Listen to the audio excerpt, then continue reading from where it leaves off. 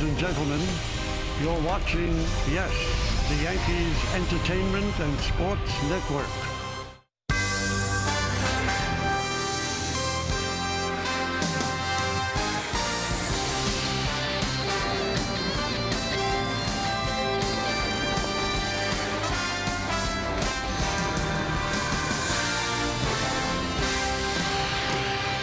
On a hot and humid Tuesday evening in New York City, it is time for baseball.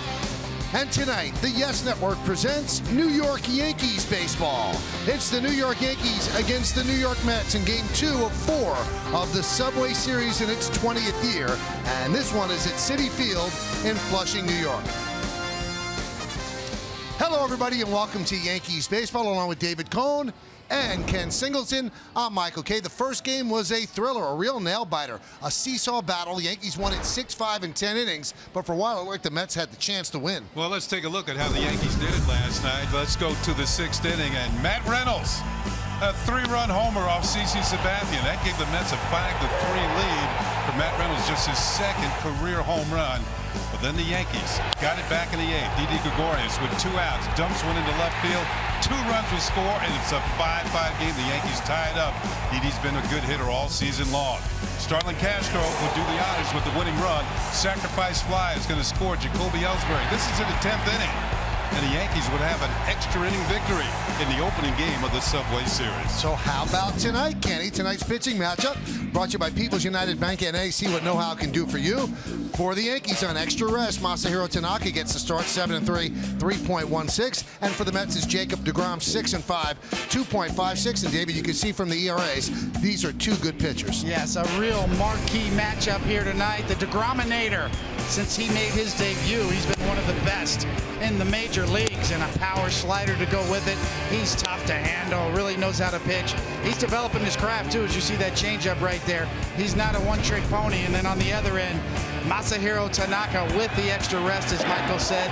He's been dominating when he does get that extra day rest. A much improved slider this year. He's using it a lot more than previous years, both the lefties and righties. Still has that good splitter as well. So not only does he have the extra rest, but he's facing a National League team. Career, interleague, 5-3. Look at the ERA, 1.88, almost a strikeout per inning, just 6 walks, and opponents hit .216 against him. It is a pretty good pitching matchup tonight. Well, we talked about the Yankee trades yesterday, and there's one name that's left out there. What happens with Alex Rodriguez? The media finally caught up with him. We'll hear what Alex has to say about his status with the Yankees next on Yes.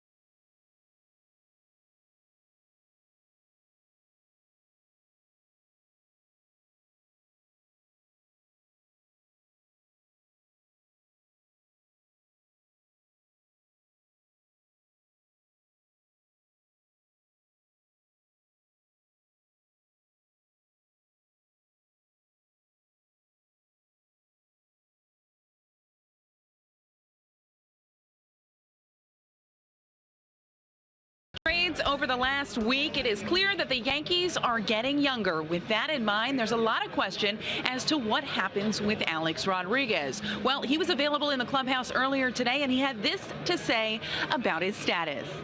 Quote, I feel like I can still contribute, but you have to be realistic. I have to look in the mirror. This organization has a brighter future today. Hopefully I'm a part of that equation, but if not, I can accept that.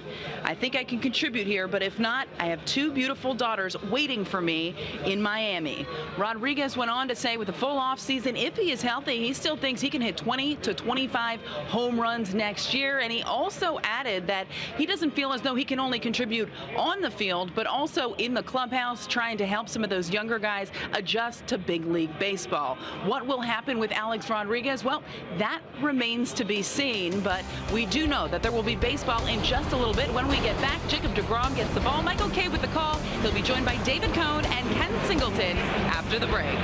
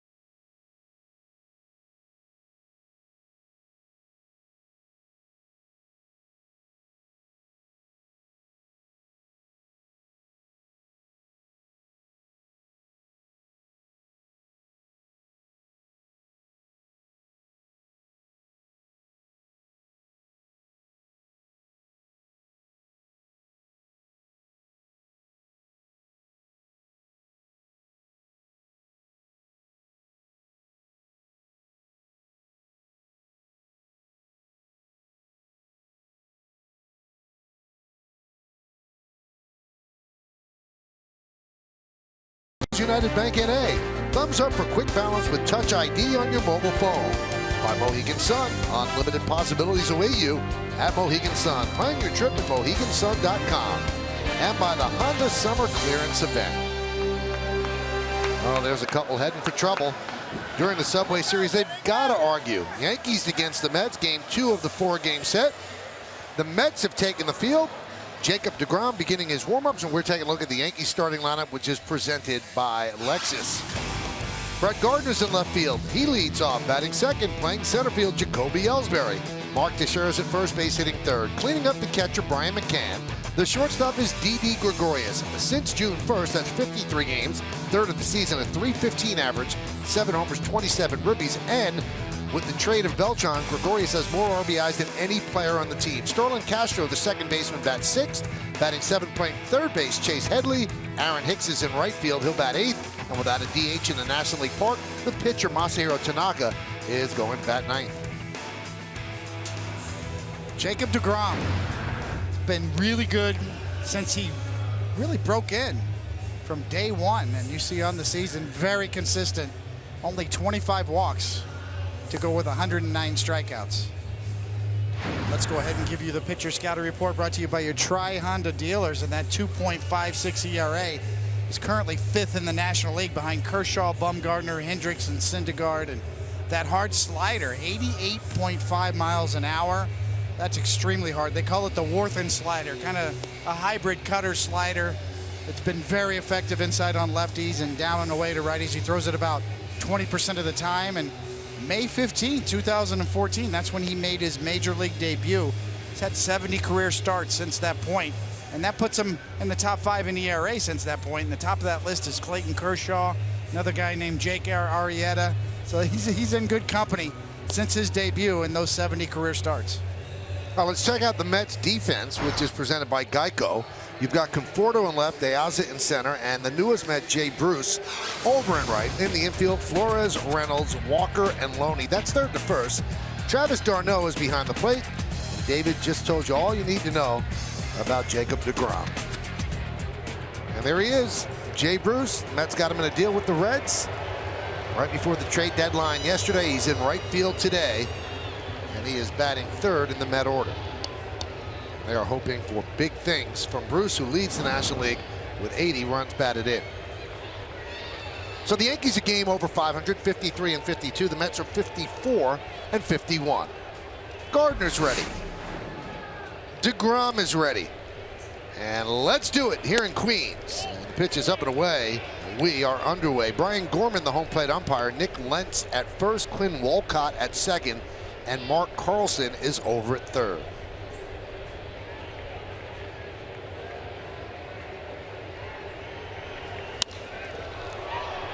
Fly ball center field. De Aza is there. And there's one away. Great night here at Citi Field. The game time weather presented by Bigelow Tea. It's 74 degrees. Humidity is 64%. The wind 9 miles per hour. Partly cloudy with pleasant temps, and this guy's going to have a shoulder injury soon. Wow, dunk the clown. Good job. Yes. Here's Jacoby Ellsbury.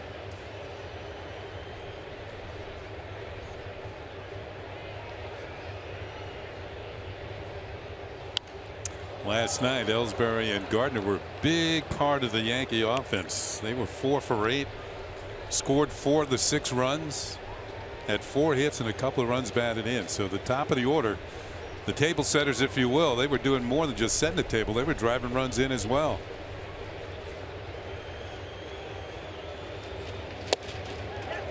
I'll tell you what, with the departure of Beltran, a lot of the focus goes on those two guys. They've been around a long time. They can play. They've got the history, and they've got to make things happen for this lineup. I think this lineup's going to run more now too, try to create things. The 0-2 just missed. Yankees have had a pretty good run of late here at Citi Field. The last 6 games, the Yankees have won 5 of them against the Mets.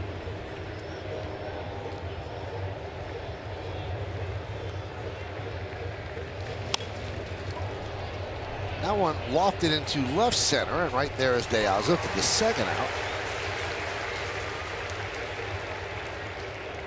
deGrom did not start off as he ended last year, and some people thought, well, it was a long season.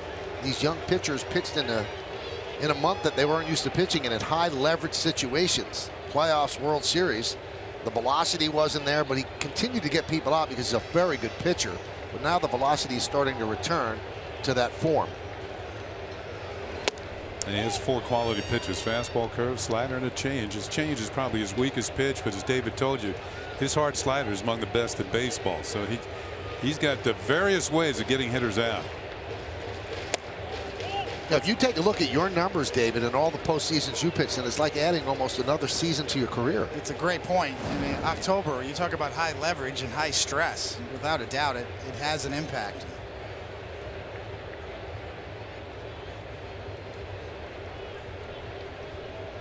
The 2-0, 3-0 to Teixeira.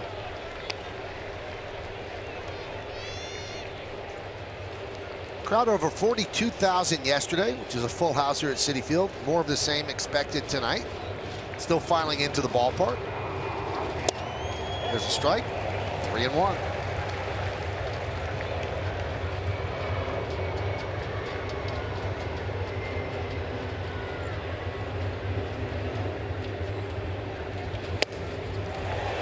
.95 miles an hour and 3-2.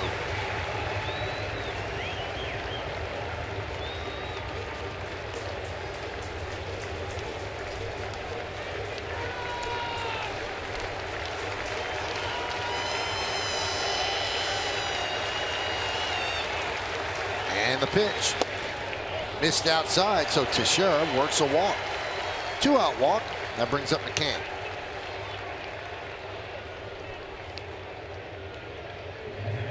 Well, DeGrom has made a couple of starts against the Yankees in his young career, and he's 0-2. He has yet to beat the Yankees. In fact, made his major league debut against the Yankees right here at Citi Field.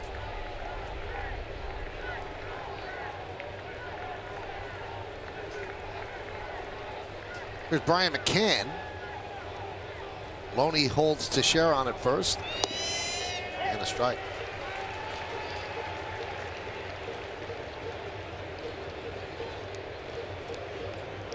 DeGrom usually gets out of the gates pretty quickly, too. Get a great shot there from overhead and right down to the pitcher's mound. It's been tough to score on him the first inning. Ooh. Up the middle and through for a base hit. Teixeira stops at second. A single for McCann. And McCann had a big single in that 2-run 8th inning against Addison Reed that eventually tied the game for the Yankees and sent it into extra innings. Yeah, with this solid line drive into center field, well, just missed DeGrom. Didn't have much time to react. It was hit that hard. McCann now has an 8-game hitting streak. By the time he had the glove up, the ball was already by him. That's how hard it was hit. As Teixeira can only move up 90 feet. Gives Didi a chance, as you see. Hard hop too when you hit a line drive. Yes, they hop right on by. So here's the Yankee RBI leader. Had that big hit yesterday against Addison Reed in the 8th that tied the game. Tipped into the glove of Darno. 0-1. Didi's got a chance to break DeGrom's streak here. He has not allowed a run in the first inning in his last 13 starts back to May 15th. And that's the longest active streak in the major leagues.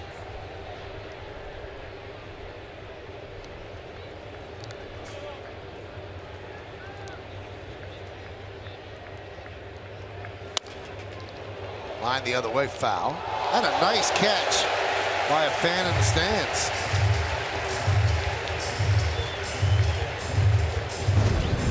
This is without a glove. Get the high five. Yep, there you go. Don't leave him hanging. Another look at this one on Yesmo, brought to you by your Mercedes-Benz Tri-State dealers. I think that guy might want to go up one more size in that shirt. Oh my goodness. Yeah. The 0-2. 1 and 2. Try the extra large. Usually you don't have the Yesmo on the plays by the fans. That's a rarity. He's getting that comment by you right now on text. What did David Cone say? I definitely recuse myself from this conversation. Small shirts.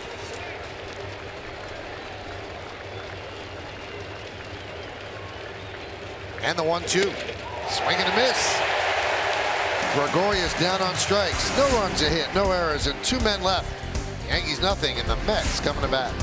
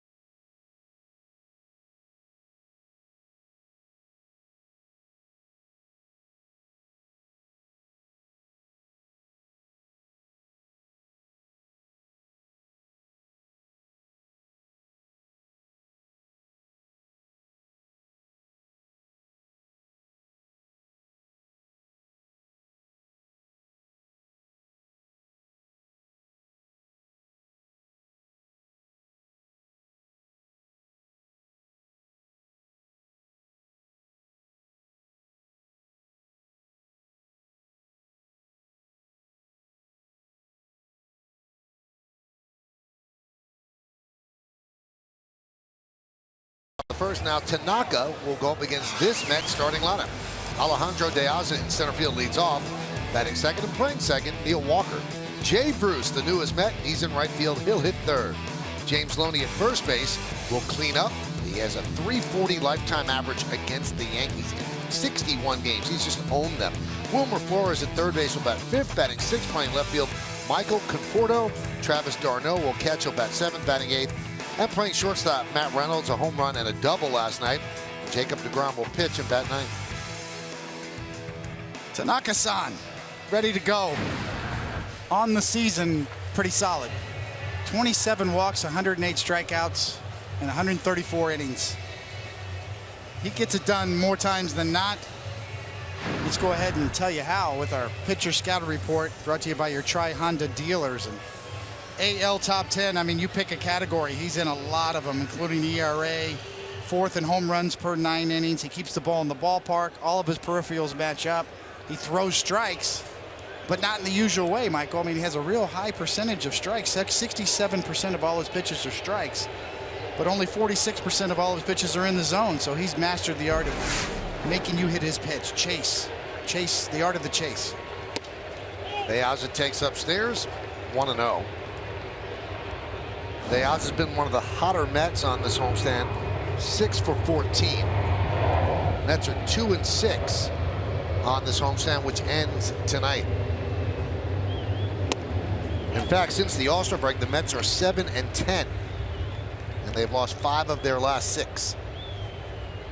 You know, think about Tanaka and the chase rate, which is David described as very high.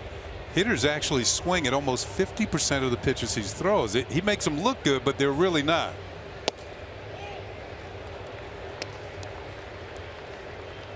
.9% of the pitches that he throws to the plate, the hitters will swing at.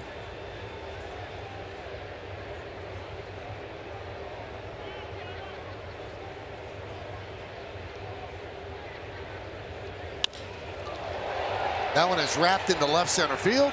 Running it down is Ellsbury. And there's one away. The defense is presented by Geico, so let's take a look at it. On the Yankee end, you've got Ellsbury in center, Gardner in left, and Hicks over in right. Infield will go third to first. Headley, Gregorius, Castro, and Teixeira. McCann's behind the plate. Tanaka is on the mound.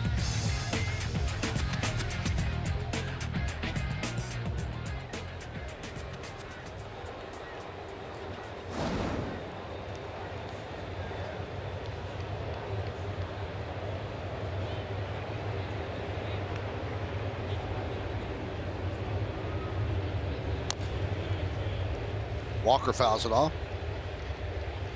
Yeah, Walker, you mentioned Diaz has been hot. Walker has been as well.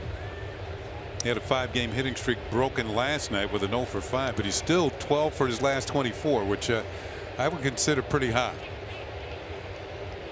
Tell you what, I thought he had the game-changing at bat yesterday against Nick Goody. 3-0 count, and then it goes to 3-1, and he swung at a pitch out of the zone and popped it up. That could have broken the game open.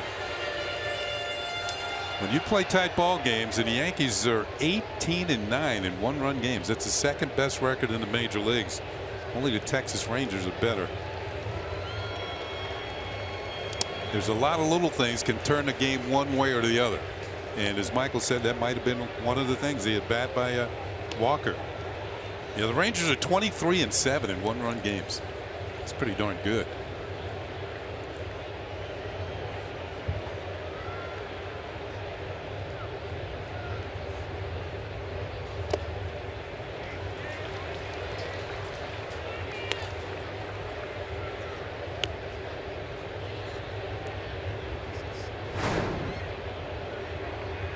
Newest Met on deck.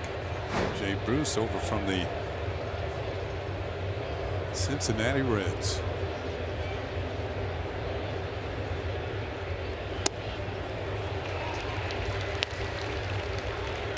So with 2 strikes now, Headley goes over to the right side, taking the threat of a bunt away, and Gregorius moves to his shortstop position.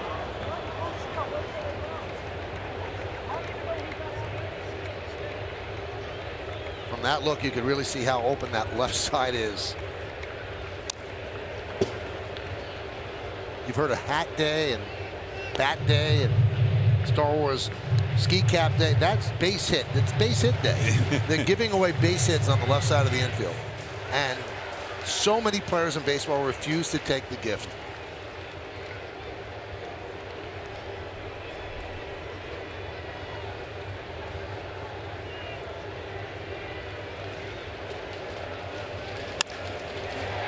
Nice grab there by Castro, and takes a hit away from Walker. Looked like that one almost spun out of the glove. A little bit of a snow cone at the very end. Just had it into webbing. Ball hit very hard. See him lean back to get the proper angle on the hop. And it's going to be out number 2. Good play by Starlin Castro. Nice round of applause for the next hitter. And the next hitter is the newest Met. A lot is on this 29-year-old's back. The Mets need their offense to be ignited. And Jay Bruce brings the top number of RBIs in the National League to the Mets now. 80 RBIs he had with the Cincinnati Reds. Sandy Alderson, the GM of the Mets, said it was important that they also controlled him next year, that it wasn't just a rental. So the Mets have a team option for Jay Bruce next season.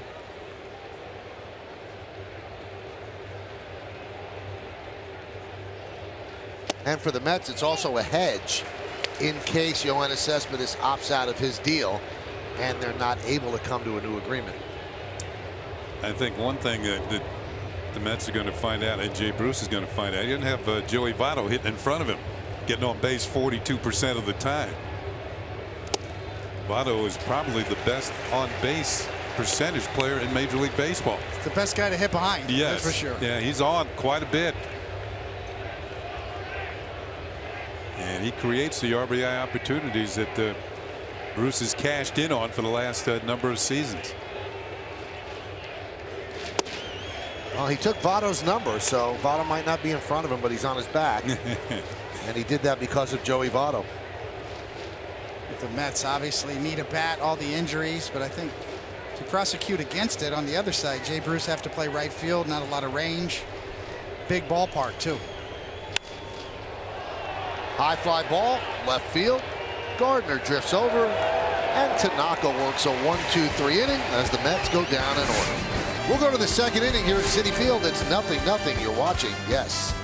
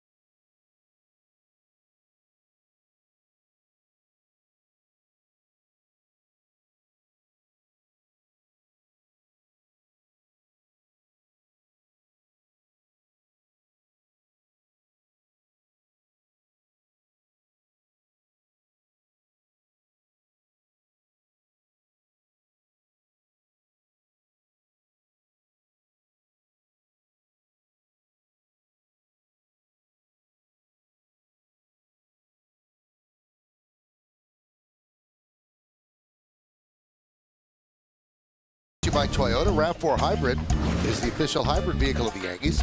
Which of the prospects the Yankees received in their recent trades excites you the most and why? Charlie Ricker says Clint Frazier by far. His lightning fast bat speed should yield many home runs at Yankee Stadium.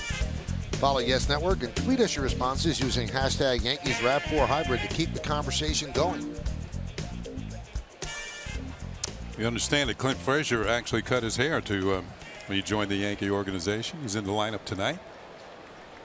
And it's Grant Wilkes-Barre.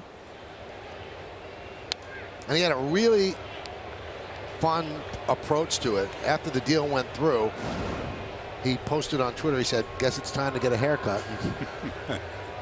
Yeah, he's got a big personality to go with it. Aaron Judge off the DL as well starting tonight. So how about that outfield in AAA? Cow.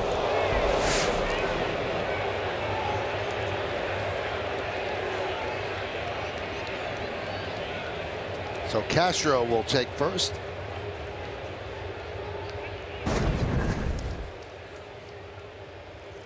Look at this pitch. It kind of looked like a two-seam fastball. Looked like it hit him right on the bicep. It just followed him.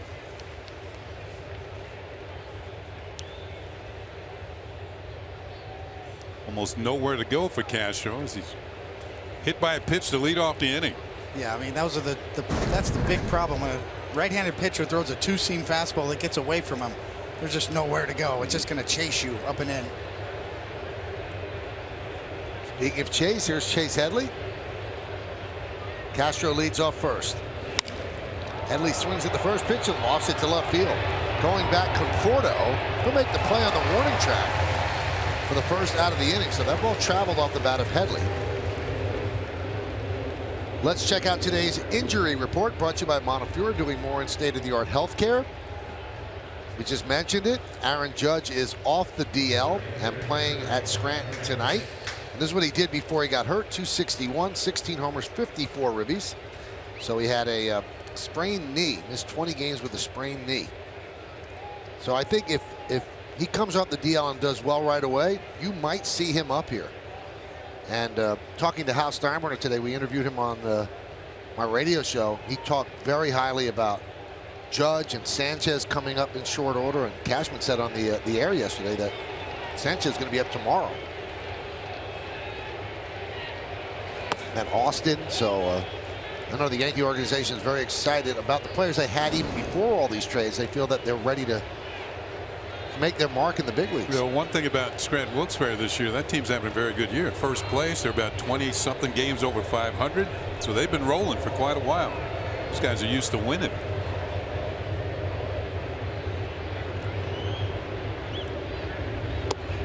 (2-0) on Hicks. But there's no doubt the Yankees need to find out about Gary Sanchez. Get him behind the plate, get him some reps. The DH spot is now open, so Brian McCann can theoretically do some DHing.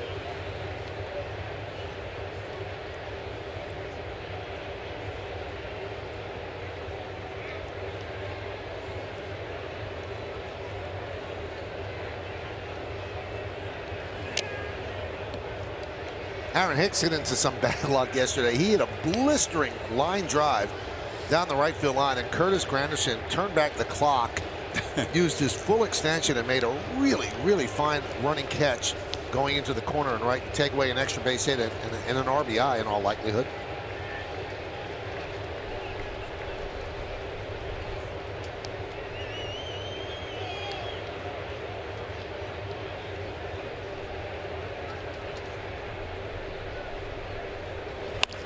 There's a hot shot to right field. It's a base hit for Hicks. Castro will go to third. Hicks will stop at first. And runners on the corners with one out for the Yanks.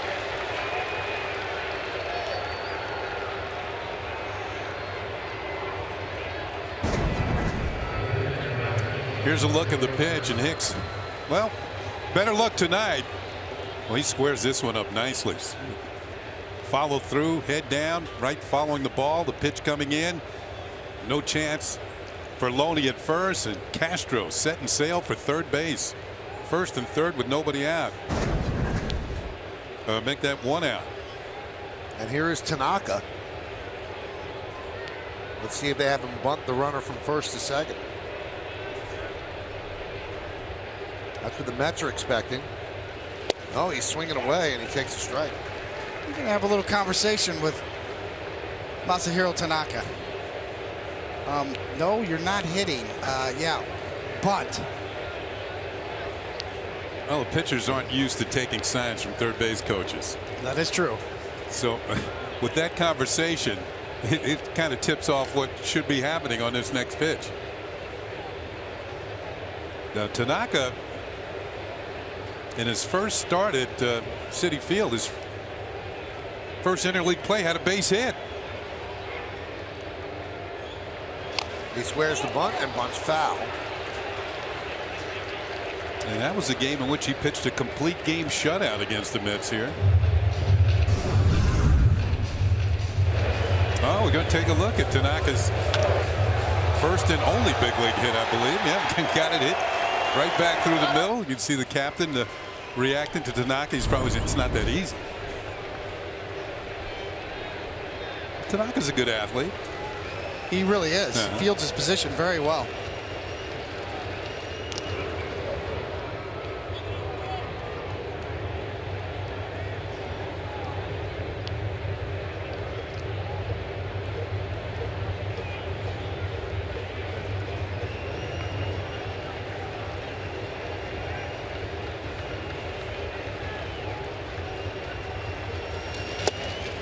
Pitch is high, and they check with the first base umpire, and Nick Lentz said no, he did not offer that. That was a good pinch by DeGrom because it's very hard to bunt a high fastball. It's hard to get it down on the ground.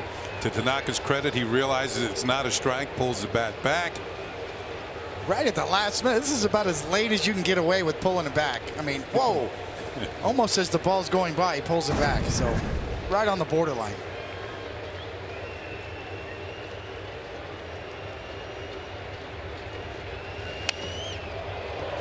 So they took the bunt off there.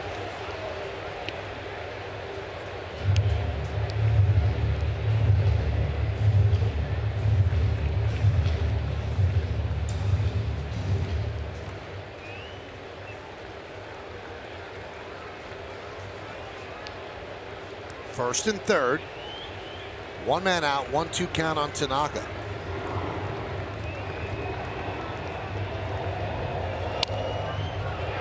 Grounded foul. Deaza in extraordinarily shallow center field, so they're not expecting Tanaka to drive the ball. Another conference between Espada and Tanaka.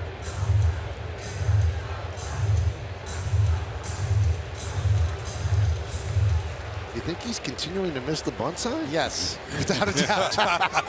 No doubt about it. They don't want him to hit into a double play either. Get the bunt down or strike out.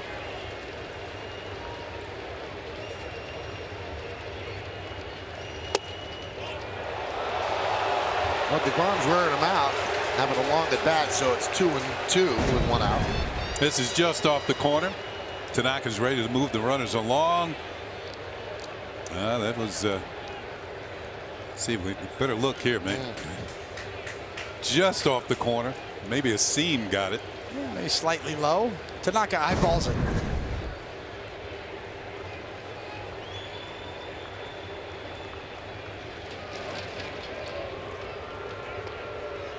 It just seems strange to me. He swung at 2 balls. You didn't talk to him after the first one he swung at. Then you speak to him after the second? Yes, very unusual, without a doubt.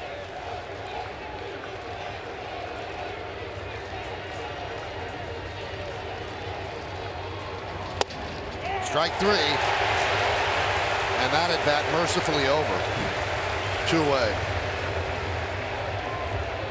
This is one of those situations where a strikeout's better than a double play ball. Worst thing in the world is a rally-killing ground ball double play. Yeah. So at least Brett Gardner has a shot here. And plus, he doesn't have to run anywhere and just walk back to the dugout.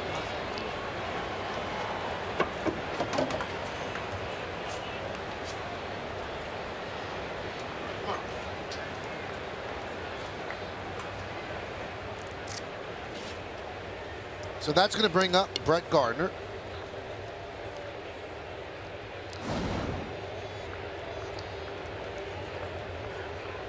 American League pitchers and National League ballparks. At least he can smile about it. Feel like a little kid again, like Little League. He's not a 12-year-old out there on the mound, unfortunately for him. I think he went back to the video room to check his swing.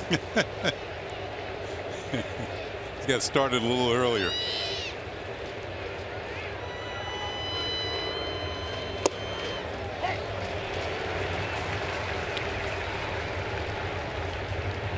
Brett Gardner's up there on swinging the bat pretty well in a 5-game hitting streak.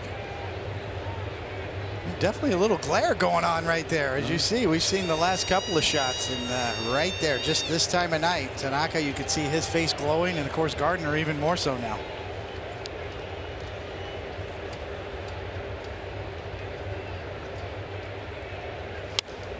Fouled away.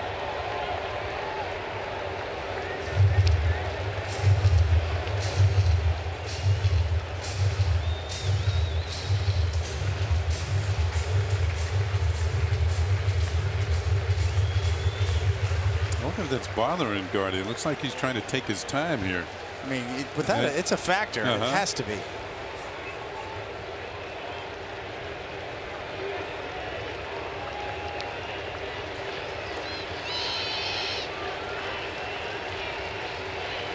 Runner goes, swing and a miss.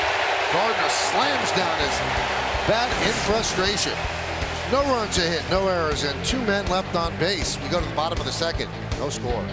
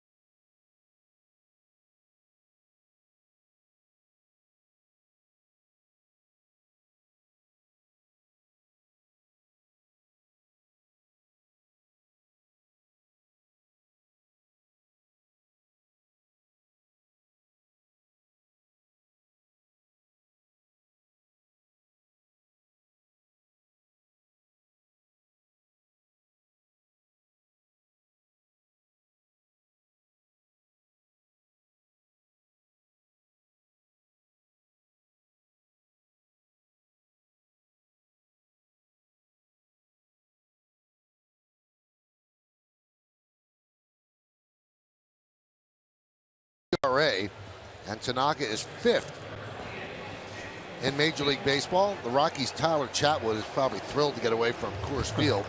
1.30. Strasburg 1.70. Cole Hamels 1.71. Carlos Carrasco of the Indians 1.72, and there's Masahiro Tanaka 1.94.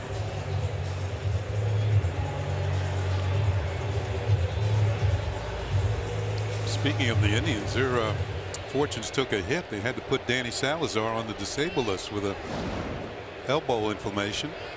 Fine young right-hander.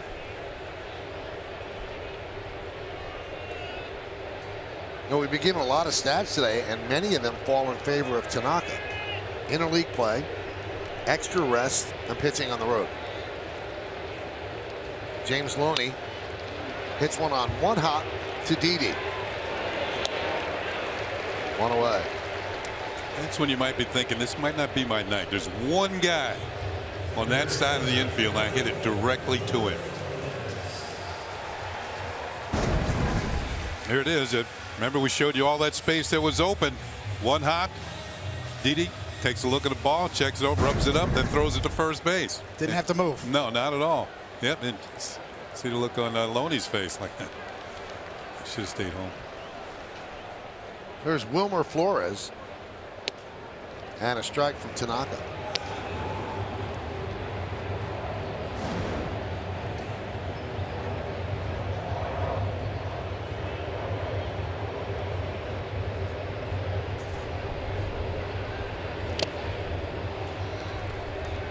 Flores has some interesting splits. Now, of course, you don't hit as often against left-handed pitchers, but when he does, he wears them out. 348. But you face many more right-handers, and when he does, he's hitting 214.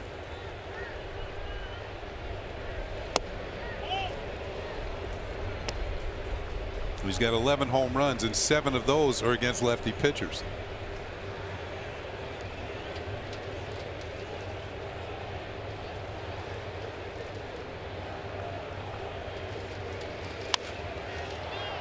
High pop-up, shallow right. Castro makes the play. 2 down.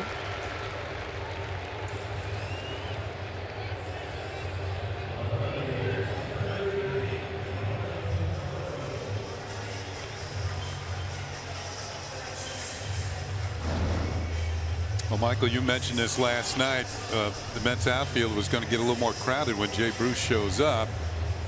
And Bruce is in a lineup as you would expect. They traded for him. Conforto stays in. He's in left field. De Aza stays in center with Cespedes out. And Curtis Granderson, you saw him right there. He's on the bench tonight. And it becomes much more crowded when Yoenis Cespedes gets healthy. And the Mets actually sent down Brandon Nimmo before the game in order to give him more playing time at AAA Las Vegas. Also, last night's loser in the game, relief pitcher Seth Lugo, was sent down as well. Now, Cespedes might be able to DH tomorrow at Yankee Stadium tomorrow night when the Subway Series heads to the Bronx. Well, they're hoping, Kenny, tomorrow will start 5 American League ballpark games in a row for the Mets. 2 at the stadium and 3 in Detroit. It just seems strange. He's going to be able to DH tomorrow. He couldn't pinch hit yesterday. So we'll see.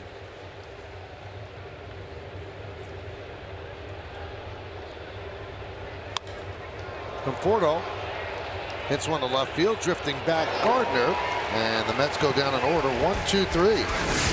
We're going to the 3rd. 0-0 on yes.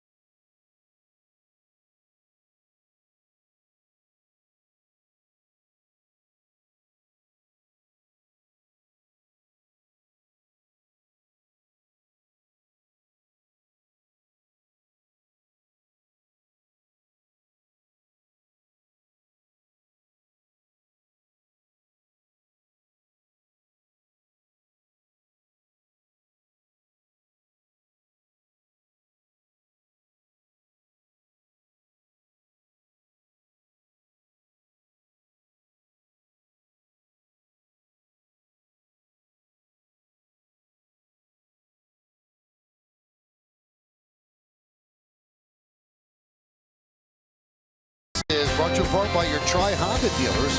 Hurry to your local Tri-Honda dealer for great deals on the 2016 models.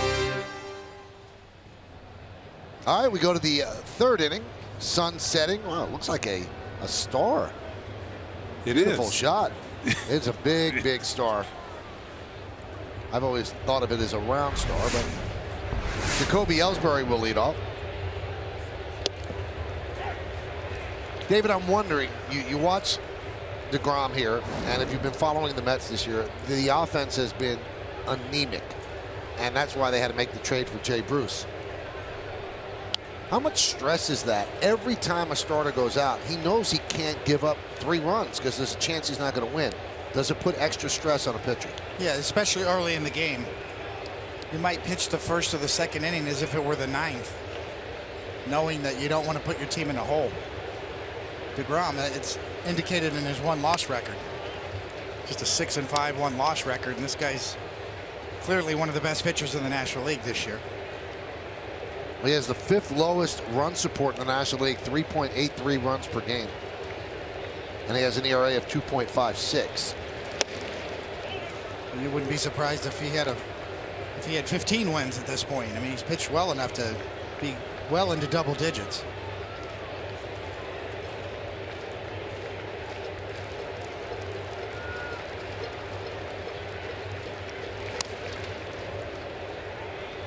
Sometimes those things go year to year. When Nathan Eovaldi was with the Marlins before he came to the Yankees, he had the worst run support in the major leagues. And he came to the Yankees and he had among the best run support in the major leagues, and it certainly reflected in his 1-loss record.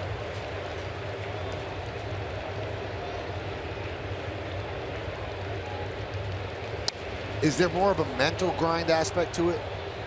It can beat you down over the course of a season. Now, as long as your team is winning and you're in a race, and you can take solace in the fact that, okay, I got a no decision, I didn't lose, and we won the game. So your team's overall record in your starts matters, I think. But at some point, you do get worn down.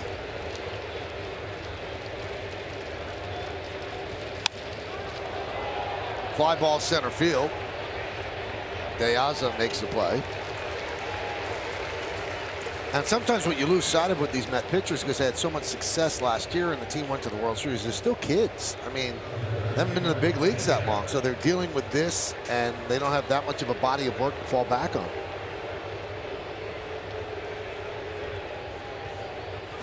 DeGrom has really shown the ability to make adjustments. As Kenny said, when his fastball wasn't that good earlier in the year, or you, Michael, you know, he learned how to pitch. He knows how to mix up his pitches.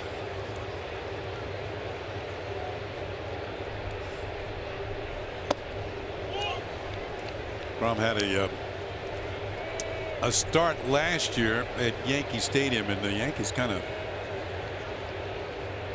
took him behind the woodshed there, including Teixeira, who hit 2 home runs that night. Ellsbury hit 1, and the Yankees won 6-1. DeGrom only lasted 5 innings, 8 hits, and 6 runs. It's certainly not the way he usually pitches. He pitches much better than that, but the Yankees got to him last April of last season.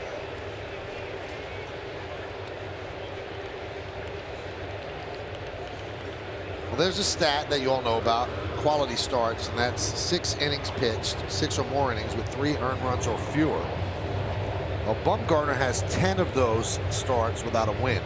DeGrom has 9. Wow. Chopped right side.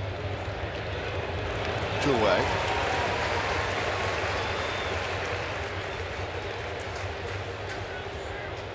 You score that, 5-3, as that was Flores on the right side. Yeah, when you don't get runs, Michael, it's like the weight of the world's on your shoulders. So, and I imagine you feel like every pitch could be the game. I mean, you can't give up even a solo home run.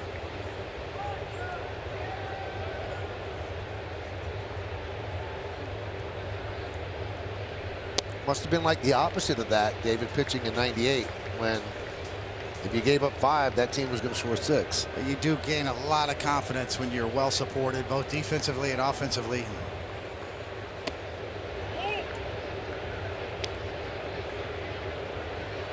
Just frees you up to go ahead and not be afraid to make a mistake. Challenge more hitters. You can get much more aggressive. You get uber aggressive when you know you have offensive support behind you.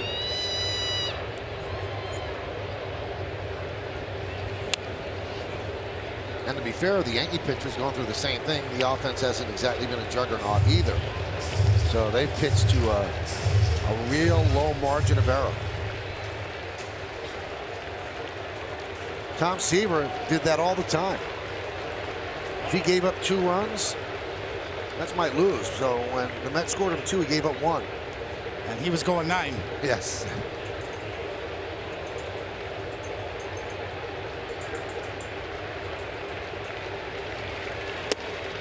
2-2 on McCann. He really just was nobody like Tom Seaver. You know, stylistically, how low he got his back leg dirty because he would drive so hard, the classic drop and drive style. Swing and a miss. McCann down on strikes, and the Yankees go down in order against DeGrom. We go to the bottom of the 3rd, 0-0.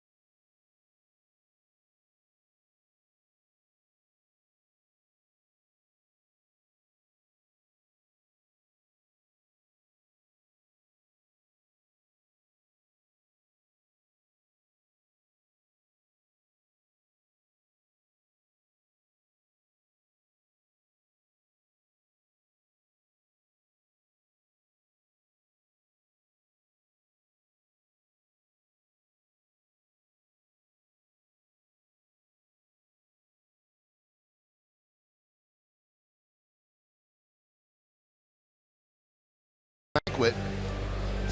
And we go back to October 26, 2000. Mariano Rivera gets Mike Piazza to fly out to Bernie Williams in center field as the Yankees win the 2000 World Series versus the Mets 4-1. So why not take a look?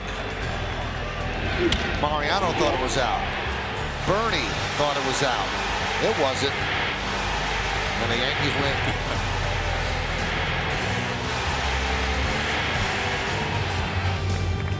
That was a great reaction by Mariano Rivera off the bat. Piazza can put some scare into you, the way he used to swing it and drive the baseball. I think we all kind of blinked after that swing. Here's Travis d'Arnaud. And there's a strike from Tanaka.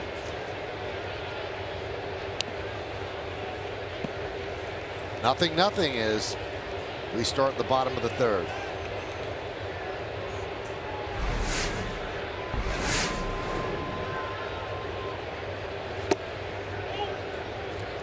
You know, that was the year 2000, Kenny, that the late great George Steinbrenner rearranged the whole furniture in the visiting clubhouse at Shea. He brought all over Yankee couches and chairs. Right. Brought a moving van over. Grounded to third, backhanded by Headley. The long throw.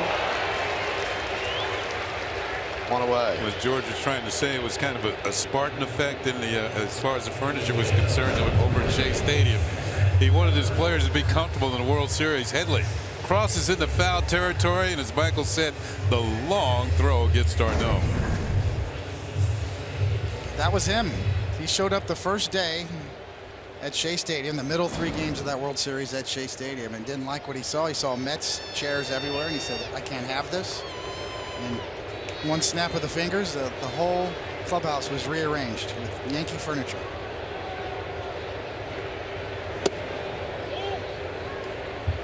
Count 1-0 to Reynolds.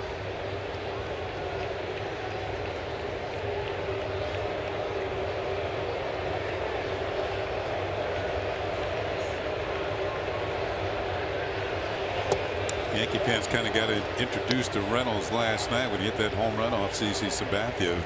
Only his second big league homer. Second round pick in 2012, University of Arkansas.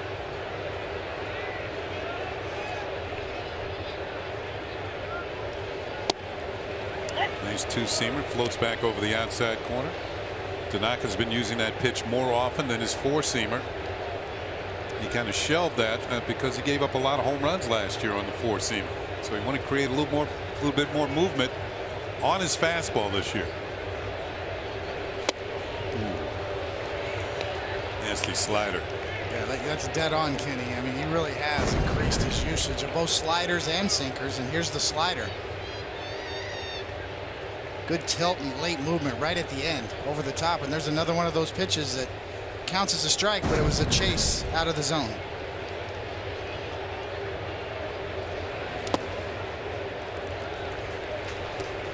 I'll give you a breakdown, Kenny. Last year Tanaka threw 21% sliders. This year 28. Last year 16% sinkers and two-seamers. This year 24. Last year 19% four-seamers. This year just 3%. Wow. He's kind of put that on the bottom shelf, hasn't he? Just for show. Swing and a miss. 2 outs. We saw a game though recently. I'm trying to remember. It was the start before last. So Tanaka went to the four-seamer and he got it up there at 95, 96 miles an hour. As we look at this strikeout of Reynolds, and that was against the Giants at Yankee Stadium. I believe the hitter was Gregor Blanco, and the bases were loaded at the time. And Tanaka said, "Not today." There's DeGrom, and there's a base hit. That's first base runner. A 2-out single by DeGrom.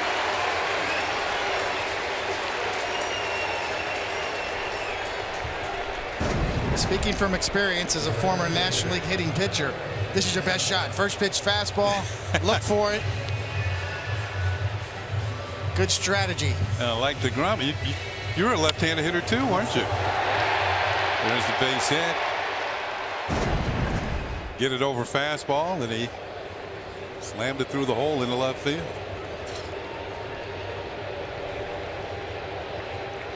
Here's Alejandro De Aza.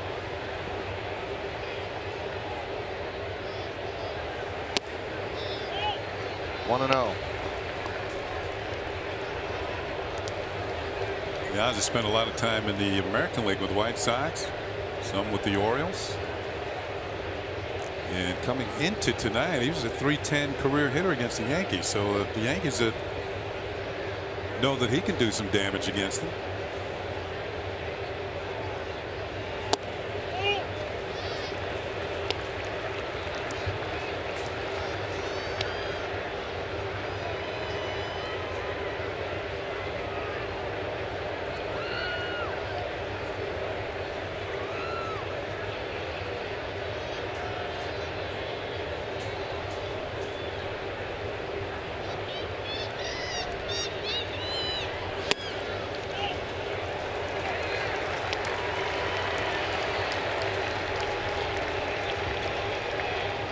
I don't know how many times this happens, but this is his first time out of the stretch, and all of a sudden it's 3 balls. He's not used to throwing out of the stretch, and it happens to a lot of pitchers. They get on a streak of retiring hitters one after the other, then they have to work from the stretch, and it's hard for them to find the zone.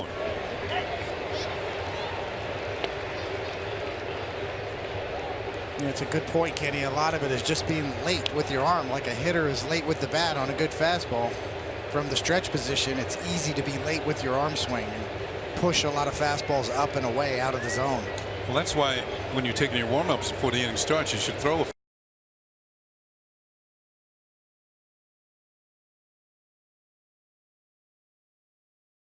fighting his way back now. Classic Tanaka right there on a 3-1 pitch. Goes to the slider. Stays away from the fastball once again.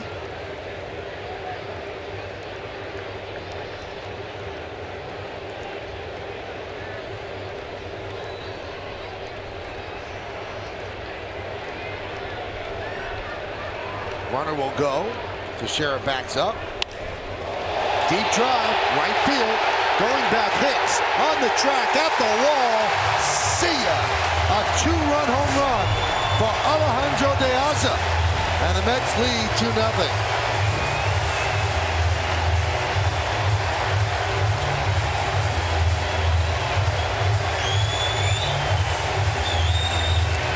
Michael said he's been hot on the homestand. Came in 6 for 14. And this home run is going to give the Mets the lead here in the early going of the ball game. You saw McCann put down the sign for the fastball, but Tanaka didn't throw it where he wanted it. He wanted it down and away. This one was kind of up and in. And De Aza quickly turns on it and gives the Mets the lead. Here's Neil Walker.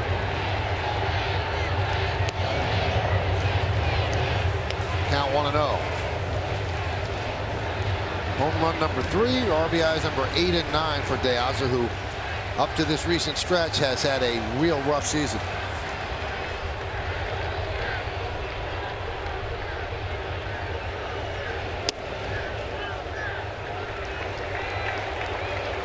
So that De Aza home run was made possible by a 2-out hit by the pitcher.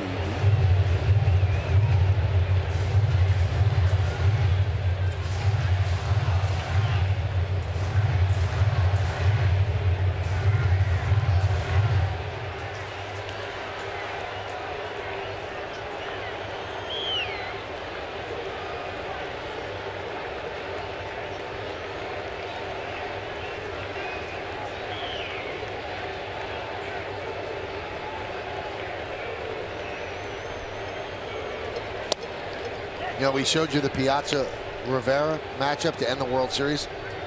Only 2 times in history of baseball has the last out of the World Series been against Hall of Famers. 1928 Wade Hoyt versus Frankie Frisch. 1938 roughing against Billy Herman. And Piazza's in the Hall of Fame, and Rivera is going to be. So that's only the 3rd time in World Series history the last out Hall of Famer against Hall of Famer.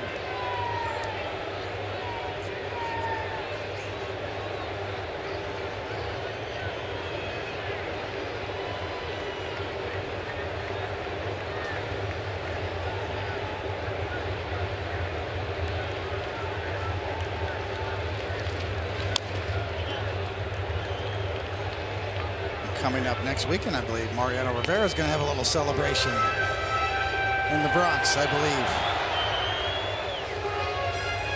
20th anniversary of the '96 team. A lot of twos. Deuces are wild.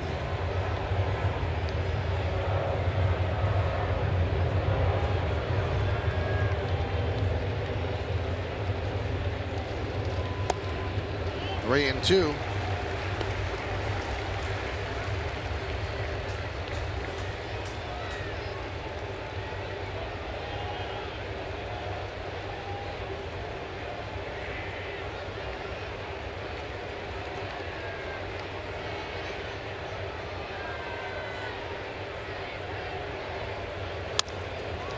Grounded to second. Castro there. He'll get Walker, but the damage has been done.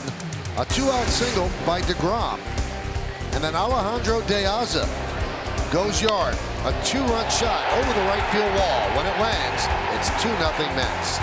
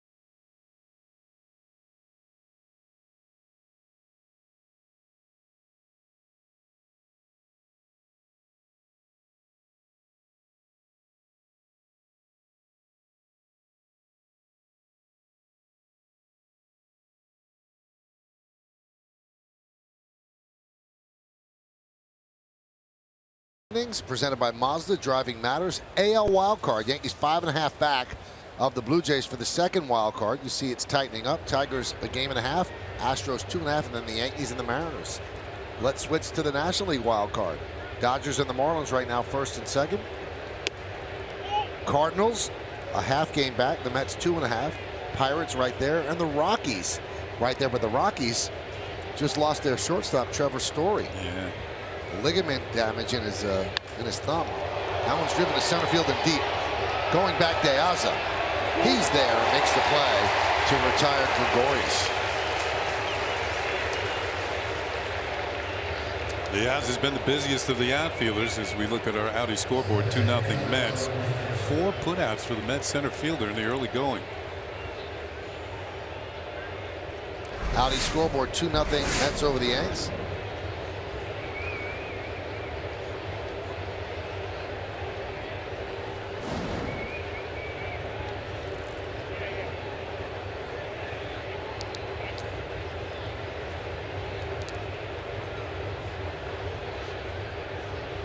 Starlin Castro hit by a pitch in the second inning. And he fouls off the DeGrom pitch. 0-1.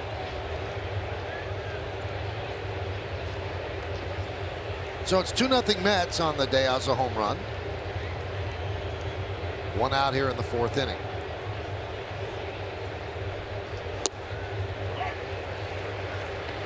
The Yankees had opportunities in the first 2 innings. They left 2 men on in the first, 2 more in the second. And the last thing you want is for DeGrom to get in some sort of a groove here, because he could type of pitcher just roll it out from here. Sometimes the better pitchers, you got to get to them early before they settle in. You're talking about Tom Seaver, and he was one of those type of pitchers too. Once he settled in and had a lead, it's tough to beat. Chases that pitch outside. That's been a problem all year for Castro. 2-away. Well, it becomes a real pride factor for good starting pitchers that when you give me a lead, this is my game now. That's that Worthen slider that everybody talks about. Dan Worthen, the pitching coach, teaches a variation on the cutter slider grip, and DeGrom has taken to it nicely, and he throws it upwards of 88 to 91 miles an hour.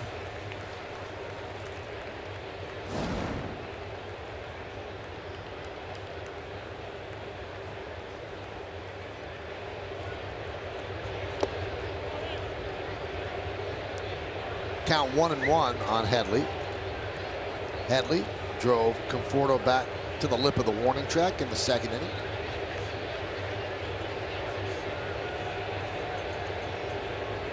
Shift is on. 3 infielders on the right side.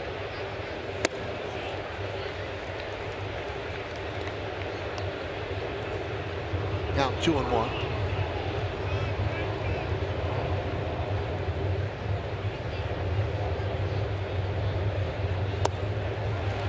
Two and 2. Last 6 starts coming into this one. DeGrom 3-1 with a 1.82 ERA.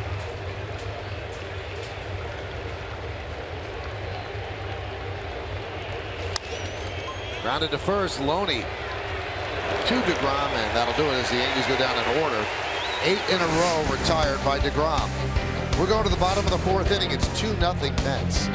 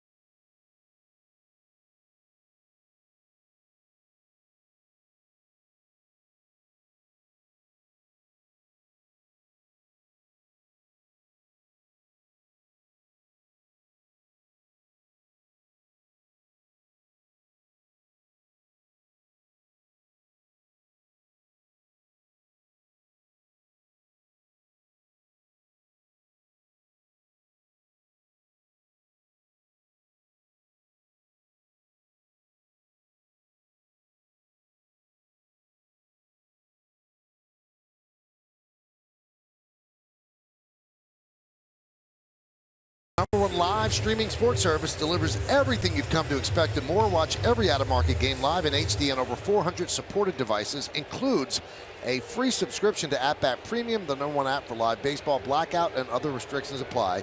Visit MLB.tv for details. Here's Jay Bruce. Flied out to left. That was in the first. His first at bat as a Met. And that one is dribbled slowly to first. Teixeira makes the play, 1 away. Terry Collins had a message for Bruce before the game. Don't try to do too much. Don't try to carry this team. Believe me, when Cespedes comes back, the middle of our order is going to be impressive with you and Cespedes. You see the Audi scoreboard, 2-0 Mets.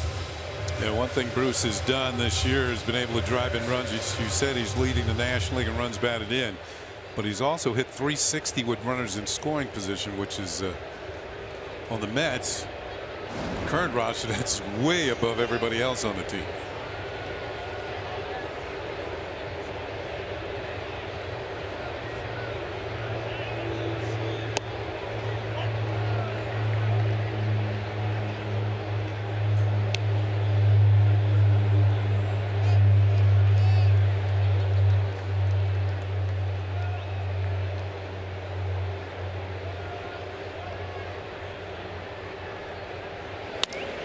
Loney wraps one past Castro for a base hit. On this date back in 1979, the Yankees lost their captain Thurman Munson in a plane crash. And Munson had that plane and learned how to be a pilot so he could go back and forth to Ohio to see his wife and kids. He was the leader of the Yankees in every way, and at the old Yankee Stadium, his locker remained empty until the Yankees moved to the new ballpark, and now his locker is actually in the museum at Yankee Stadium. Number 15 retired, never to be worn again. And a lot of young people back in 1979, that's a day they will never forget, and they will never forget where they were when Thurman Munson passed away.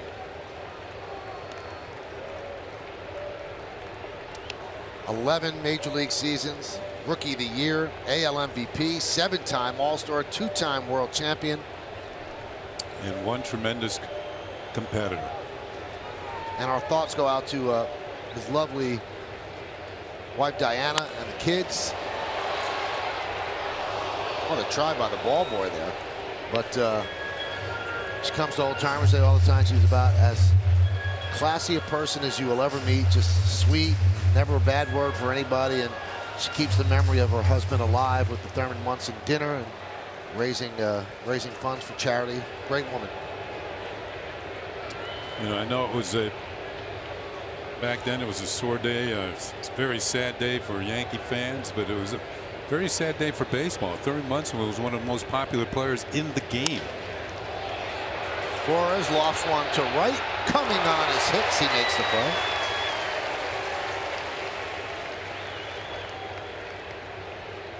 And Kenny, you were there when they played the first game back at the stadium. Yeah, I was, and I've never ever seen the old stadium like that. It was just a very sad situation in that first game back, which was, I believe, August the 4th. They had both teams come out to the foul lines, and of course that was the day that after the funeral, Bobby Mercer had the big day, drove in all 5 runs in a 5-4 Yankee win. Got a walk-off hit. Conforto takes the strike.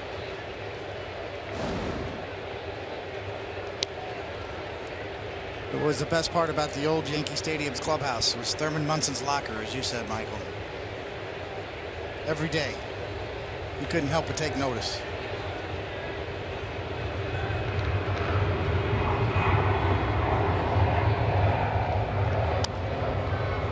It was right near the old trainer's room, and you got to pass it every single day. His catcher's equipment still hanging up inside the locker all those years.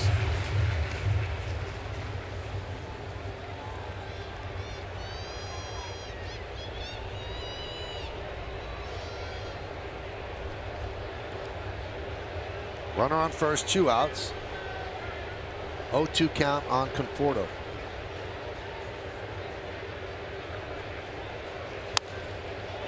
Yeah.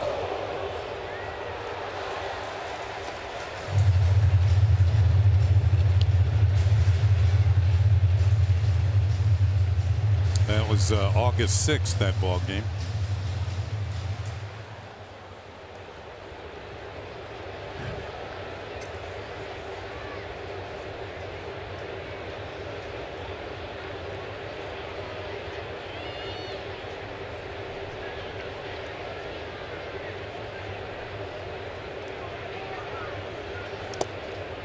That's off the glove of McCann. Heading to second is Loney. He gets in there.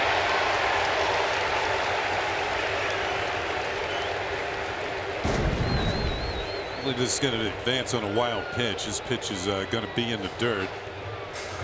And it made it even that much tougher for McCann to come up with it. And Loney's able to get down to second base.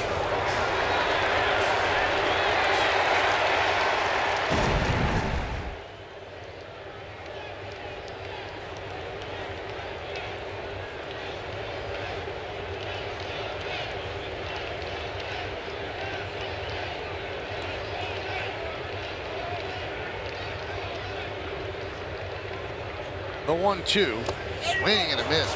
Weak hack there by Conforto. Got him with the splitter. No runs, no hits, no errors, and one man left on base. We're going to the 5th inning. It's 2-0 Mets.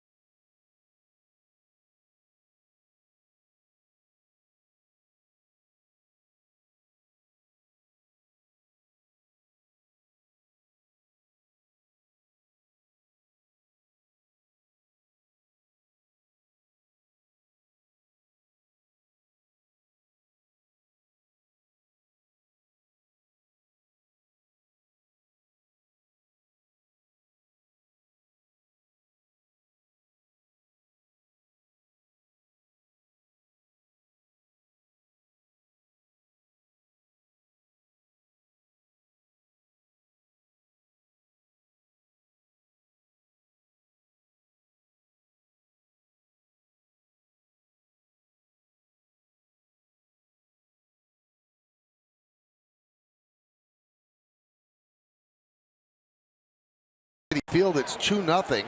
Mets over the Yankees on the Diaz home run on the Cadillac scoreboard. And Aaron Hicks will start it off against Jacob deGrom. It'll be 8-9-1 in the Yankees order.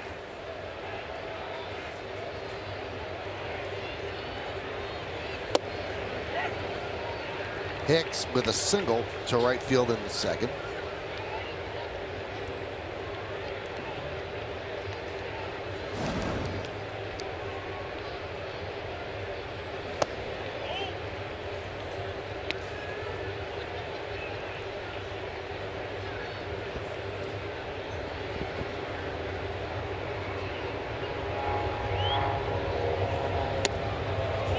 Hicks got himself into a fastball count.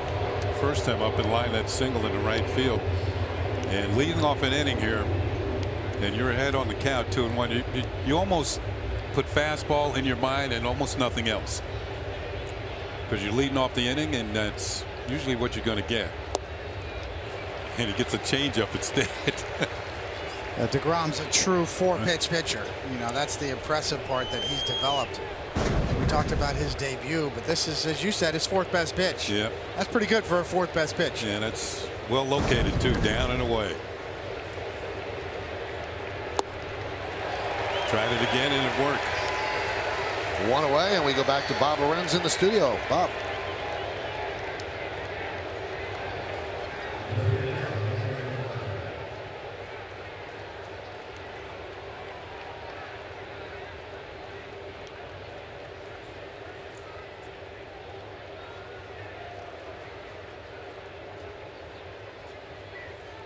All right, thank you, Bob. And Tanaka takes pitch outside. 1-0 Yankees threatening in the second inning. They had runners on first and third with one man out. Tanaka was up there, tried to bunt, tried to swing away. Seemed like he missed some signs, ended up striking out looking. You know, Bob was just mentioning the Scranton-Wilkes-Barre game. Those two teams are tied for first place, 67 and 42. Scranton-Wilkes-Barre 25 games over 500, tied with the Lehigh Valley Iron Pigs. And they are the Phillies affiliate in the International League.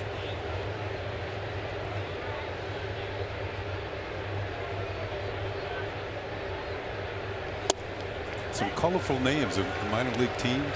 What is an iron pig? Yeah, well, I guess literally it's an iron pig. Tough bacon. Making bacon.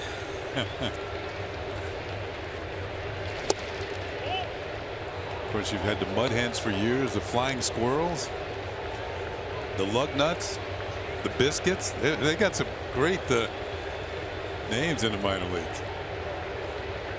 Count 3-2 on Tanaka. And DeGrom deals. Strike 3. Tanaka down looking. Almost seems like he took orders not to swing the bat.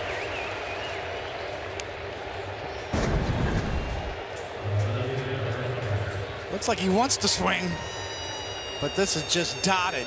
Probably just on the black or off. Yeah, it's a ball. See what I mean? It's not a strike.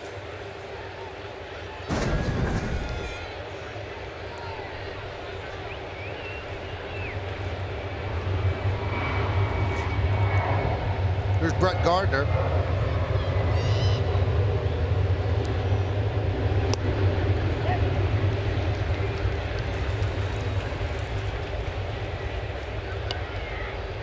David James Smythe just told us iron pigs come from pig iron, which is what gets melted down to make steel. There you go. All right. Well, like I said, tough bacon. But the way I interpret that, then they should be called the pig irons.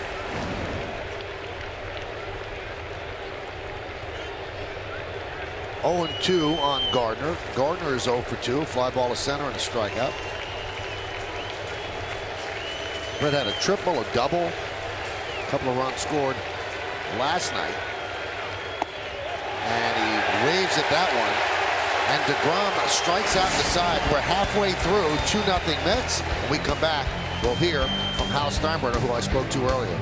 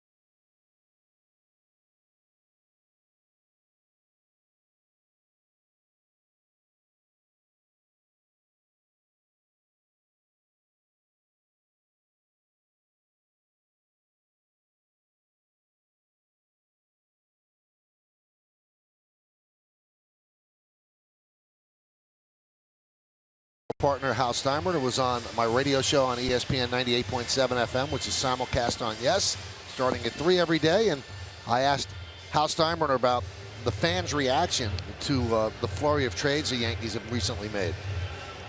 Fans are excited that we are rebuilding the system. Fans are excited to start seeing some of the guys they've been hearing about for a long time, like Sanchez, hopefully guys like Judge.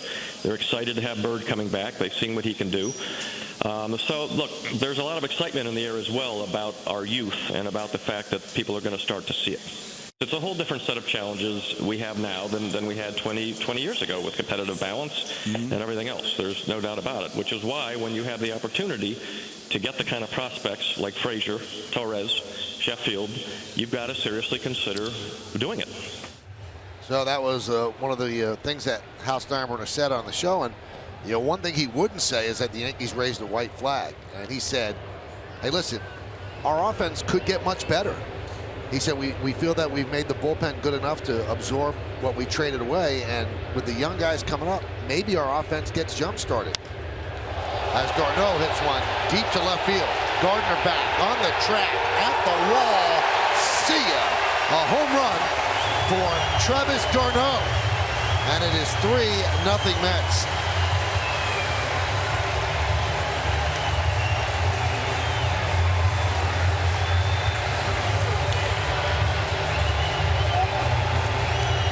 Darno jumps on the first pitch here in the bottom of the 5th inning, and it looks like, yep, somewhat of a hanging slider. That one didn't have the bite, and Darno is going to jump all over it for his 3rd home run of the year. As last home run was July 7th against the Washington Nationals. Lucas Giolito. Matt Reynolds takes a strike. So getting back to what Hal Steinbrenner said, no white flag. He said it was a difficult decision. He said he gives Cashman and his assistants a lot of credit for all the work they put in. About a month of scouring the minor league systems of all the teams that might be interested in the players that the Yankees have. And he said, I think there are guys that are close that could really help this team. And he said this is not what we look at as a long rebuild. And we are certainly not calling off the dogs for this year. Well, there's no doubt he's very active. He knows all of these prospects' names. He was right in the war room, so to speak, when the trade deadline went down. Brian Cashman was showing him videos of these prospects. So it wasn't as if, you know, he's sitting at home and Brian Cashman tries to sell him without being educated. He was very involved in the entire process.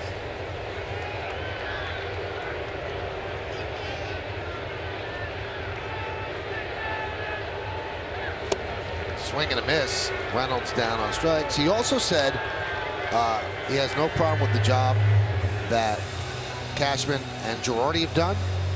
He said with the offense the way it is, you know, the middle of the lineup not producing, he said, I don't know what a manager really could do. He said I don't blame either of them for what's happened this year. He said it's just turned into a season that we didn't think it was going to turn into. But he has the utmost faith in Cashman and the job he did bringing in these prospects. And he's really happy with the prospects that the Yankees had ready to go anyway. He talked about Bird and Judge and spoke highly of Severino.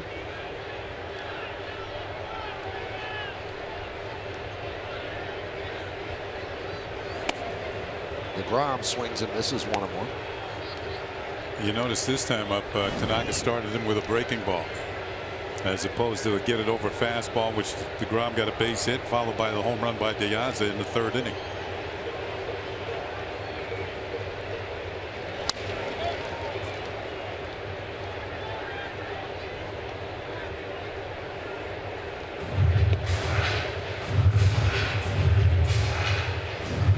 Tanaka coming into this game, just 12 home runs allowed on the year.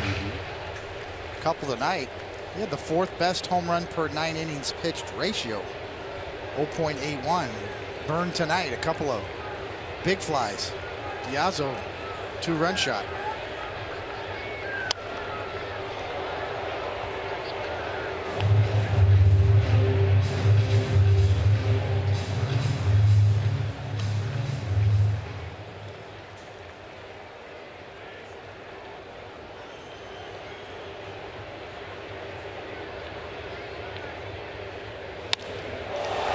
Fly ball right field. And Hicks puts it away. DeGrom has swung the bat very well tonight. It makes you wonder how he came in with a batting average of 0.97. Must be hitting it bad luck. Yeah, batting average on balls in play a little low this year. Good swing right here, though.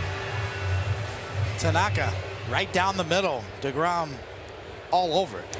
Well, DeGrom became a pitcher in his junior year in college at Stetson University in Florida. Prior to that, he'd been an infielder, so I guess he could swing the bat a little bit.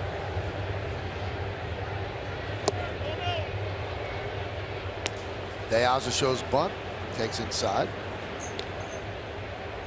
So DeGrom is 1 for 2. It was DeGrom's single with 2 outs in the 3rd that got De Aza to the plate to hit the 2-run home run. And now this inning, Darno home run, and it's 3-0 Mets.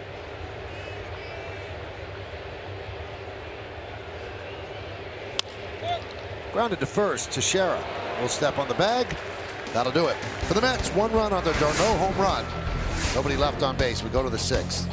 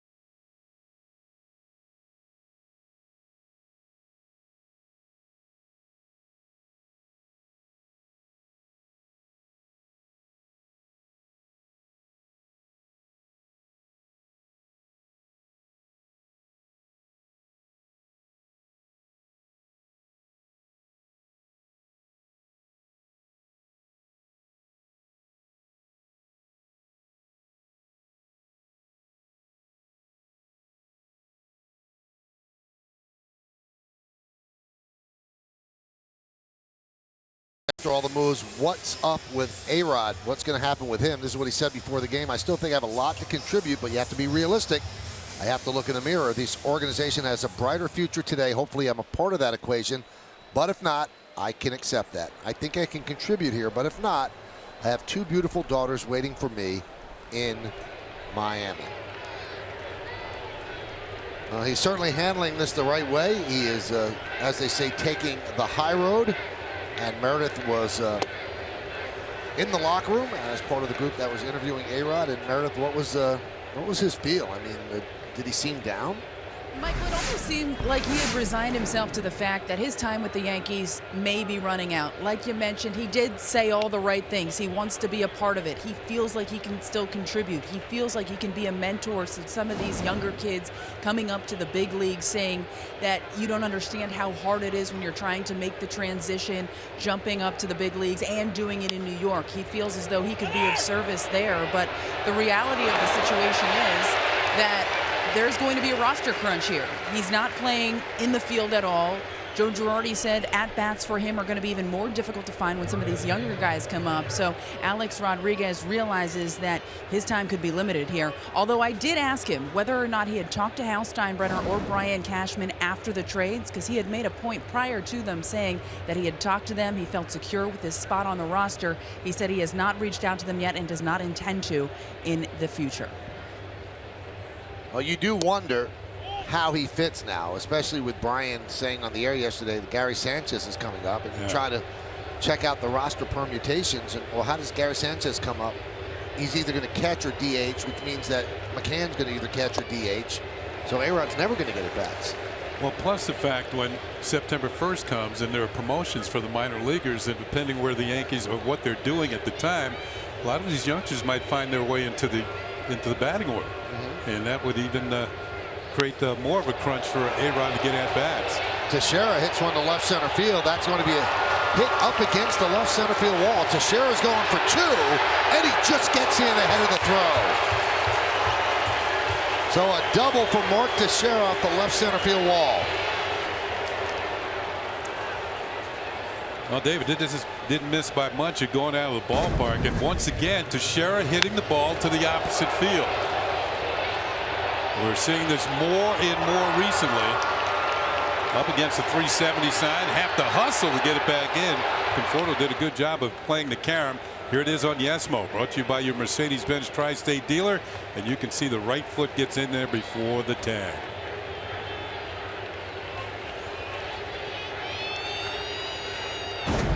Teixeira ran pretty well right there. Accelerated at the end on that bad knee. McCann takes upstairs 1-0. We talked a lot about Teixeira and his knee problems this year, and you better go right now. You can see he's kind of watching it, but right at the end, a real test, and accelerates and good slide. 8th double of the year.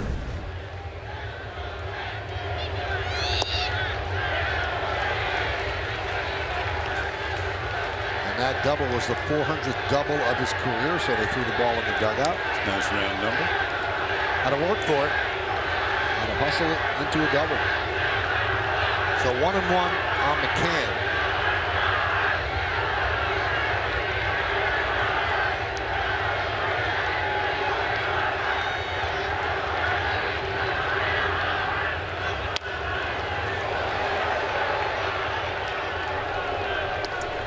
If I could take a second here to wish a big-time Yankee fan a quick recovery. Lucy Ferraro out on the island. Smithtown has had some recent surgery, and I know she's watching the game. So, Lucy, if you get well soon, get back out there and get to a ball game.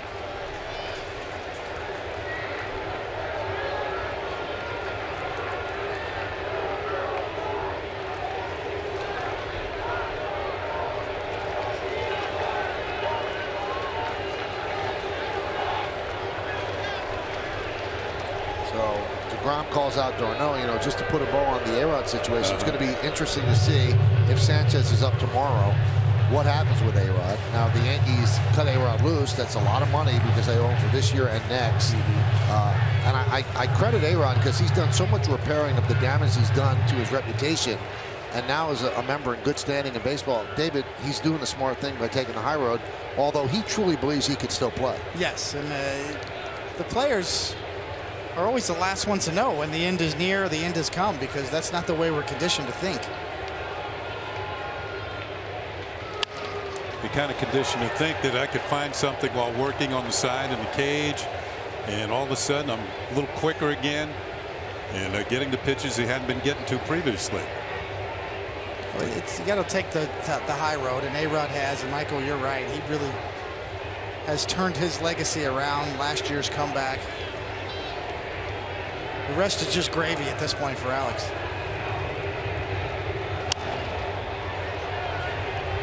And remember, I mean, because our memories are short, before last year, did you ever think that Alex Rodriguez would be doing the World Series pre and post game on Fox? That's how much his reputation was repaired. So why ruin it now by going out kicking and screaming if indeed he is going out?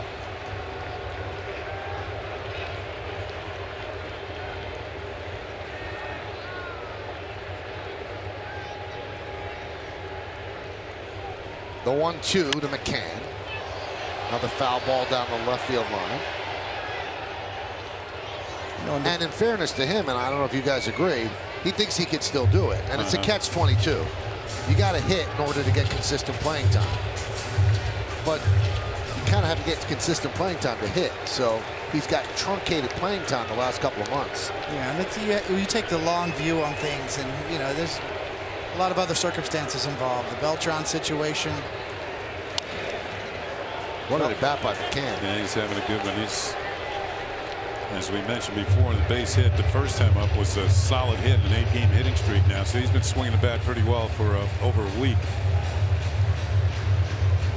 It's interesting because A-Rod went from full-time DH, just getting at bats against lefties, and all of a sudden you can go a week without seeing a left-handed starter, and that means, you know, you're going a little stale on the bench.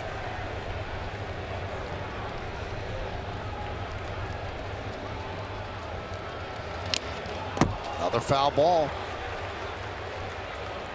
We're in the 6th inning. It is 3-0 Mets. Runner at second for the Yankees with 1 out. If anything, they're getting DeGrom's pitch count up. He's at 90 now. Yeah, the pitch he threw to Teixeira, that was one of the few hanging breaking balls he threw tonight. Teixeira ripped it into the gap in left center.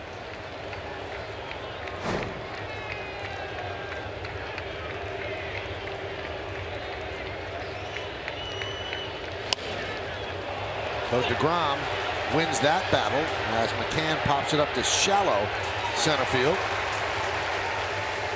The catch made by Flores. 2 down.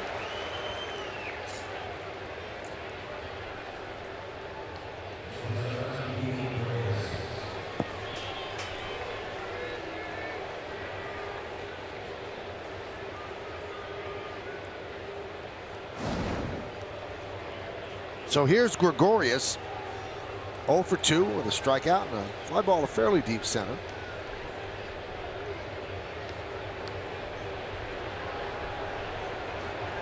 Hitting .289 overall. When runners are on base this year, hitting .299. Had a very consistent year.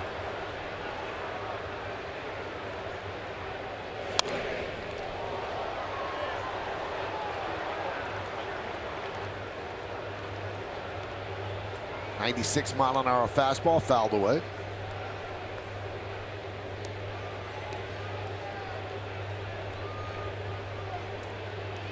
Part of the consistent year is he's set a career high in home runs with 11.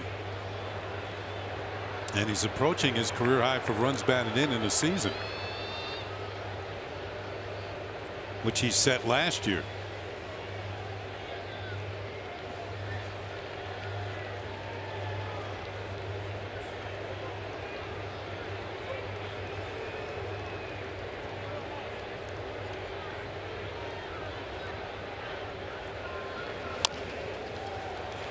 Chopped toward third. Flores makes the play, and the double is wasted. No runs to hit, no errors, and 1 man left on base. We go to the bottom of the 6th. It's 3-0 Mets.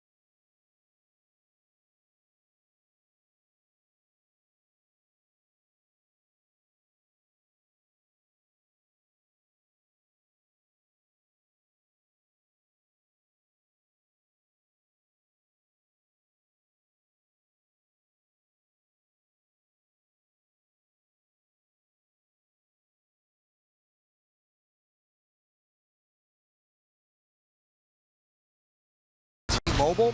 Yasiel Puig, how the mighty have fallen. Option to Oklahoma City AAA. They told him not to come to the ballpark yesterday. Trevor Story having a storybook rookie year, placed on the 15-day DL, probably out for the remainder of the year. Torn thumb ligament. And the third closer for the Astros. He's going to take over for Will Harris. Earlier in the season, it was Luke Gregerson.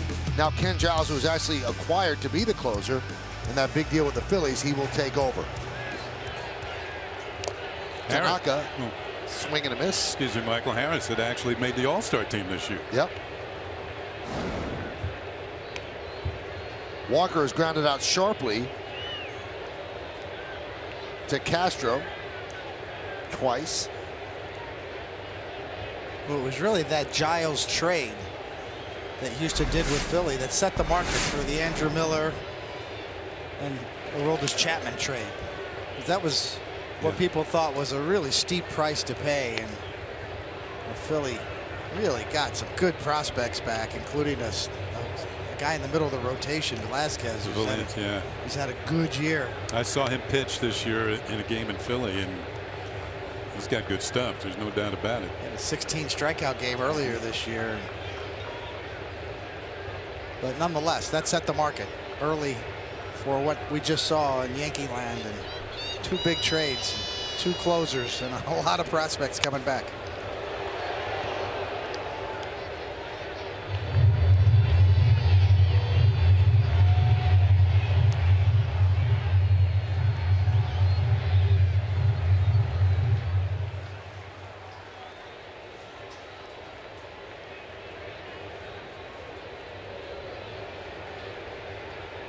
And 2 on Walker.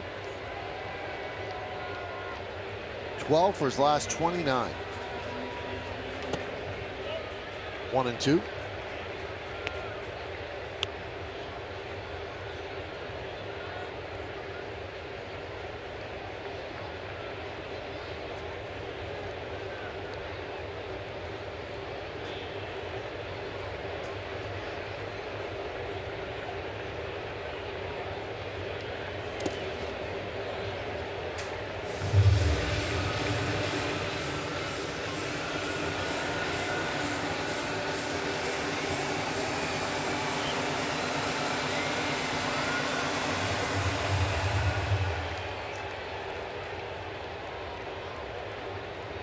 Bottom of the 6th inning, it's 3-0 Mets. Couple of home runs against Tanaka. That's the scoring in the game. Yankees have done very little against Jacob deGrom. The 2-2. Tonight's pitch count brought to you by the Acura Summer of Performance event. 75, and you see how it breaks down. 23 in the 3rd. That was the inning that he gave up the 2-run home run to De Aza.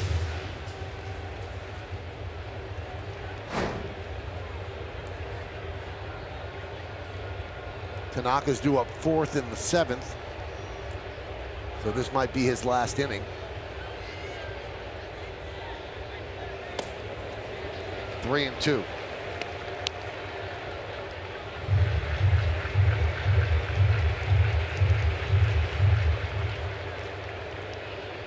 Right there is the difference between the National and the American League. You wouldn't think about taking him out until he got to 100 pitches, but you're down 3-0, and if he comes up with a runner on base in the 7th, you're probably pinch hitting for him.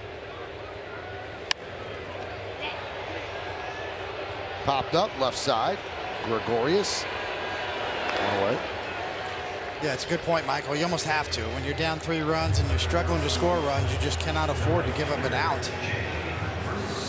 And certainly if the Yankees go 1-2-3 and he's leading off the next inning, then you're definitely going to pinch hit for him.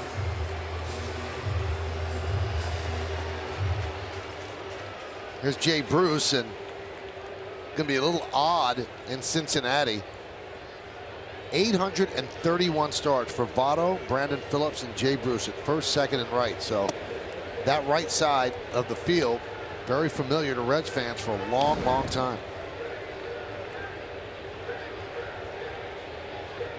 Well, they've been talking about trading Brandon Phillips for the last couple of years. It just hasn't happened. Both of those guys, Bruce and Phillips, have been rumored to be traded for years now. Boy, did the Nationals get lucky, because they acquired Brandon Phillips. And he turned it down. He had a no-trade clause. And that's why they went out and got Daniel Murphy. who will be, I believe, in the MVP race. No doubt in about the National League. Yeah, he's having a great year. Been a force. Strike 3, Bruce down looking.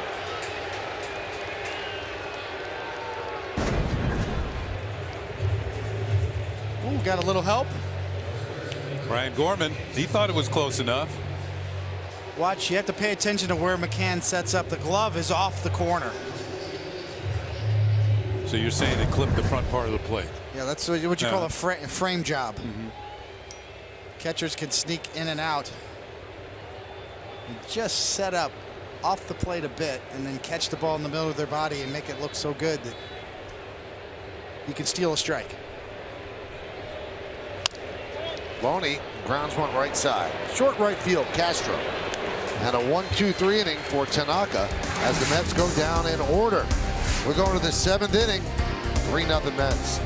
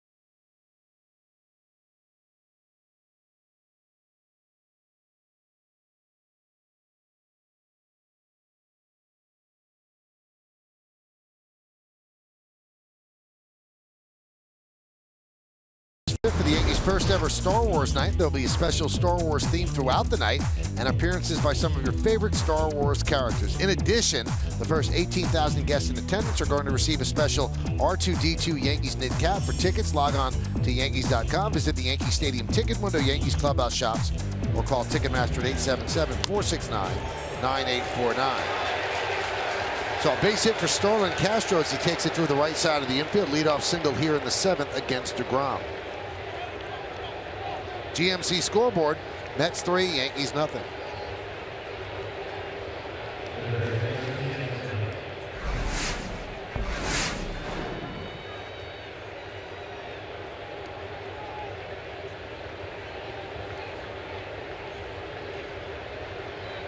Here's Chase Headley.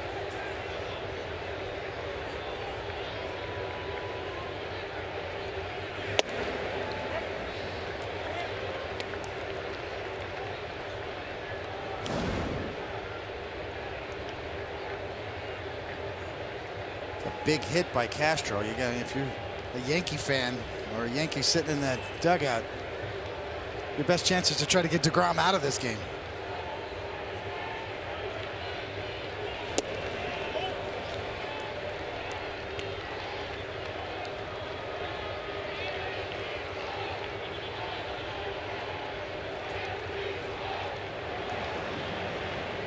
Anthony Swarzak up for the Yanks.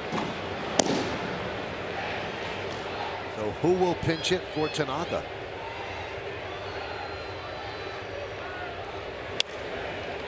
Out of the way. David, your point is well taken, because sometimes when you face a a guy's pitching pretty well or some of the better pitchers, you have to think to yourself, we don't necessarily have to beat him. We have to beat the team. So if there's any way we could get him out of the game, and maybe we can jump on the bullpen for a few runs and pull the game out. And that's how you get no decision. Speaking of getting ready. So will Alex be the one who pinch hits against the righty DeGrom? Grounded to first. Loney goes to second one. On to first. It's a double play. 3-6-3.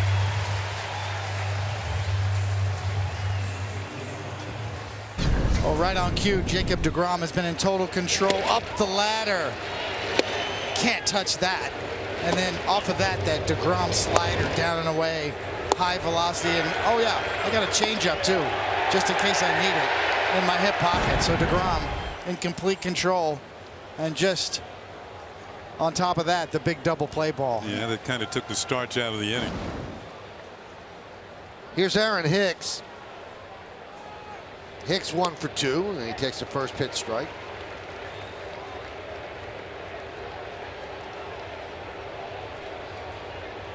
And the double play might actually keep Tanaka in the game if A-Rod doesn't get up, if Hicks makes the out here. See, ironically now, Alex's best chance is almost in a National League style game in a pinch hitter role.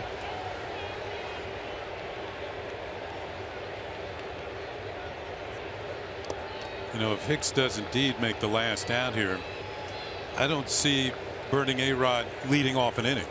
You want him to come up with men on base when you're down by multiple runs. You know, Tanaka still might be done. They might just bring Swarzak in the game anyway.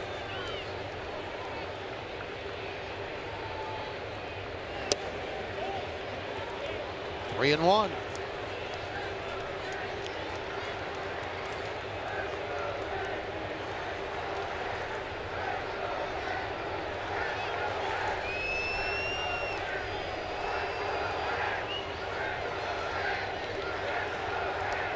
And the pitch. High pop-up. Shallow center. De Aza will make the play, and that'll do it in the seventh, and Tanaka will pitch the bottom of the seventh. No runs ahead, and nobody left. Time for the stretch. 3-0 Mets.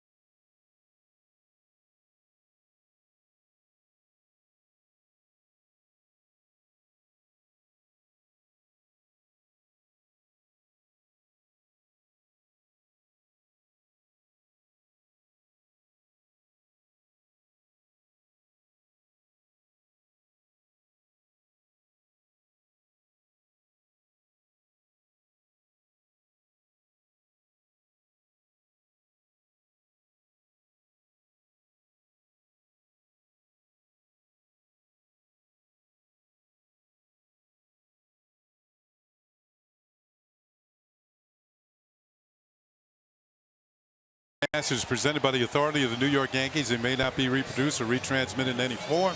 Any accounts or descriptions of this game may not be disseminated without the express written consent of the New York Yankees.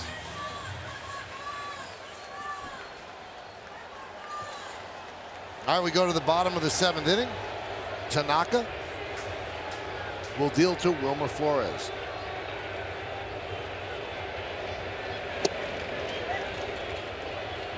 And there's a strike.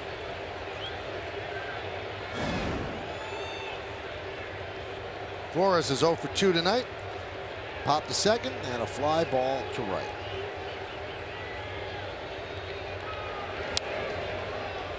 Oh and 2. All quiet in the bullpen on both sides. DeGrom at 103 pitches through 7. His high on the year 117. So quite possible they may try to run him out there for the 8th. And the Met bullpen has been overworked this year, and that's a big concern. Line drive left field, and Gardner will play it on a hop, so Flores picks up a single. We go back to, the ball got away, and Flores will advance to second. I will go back to Bob Lorenz for a quick update.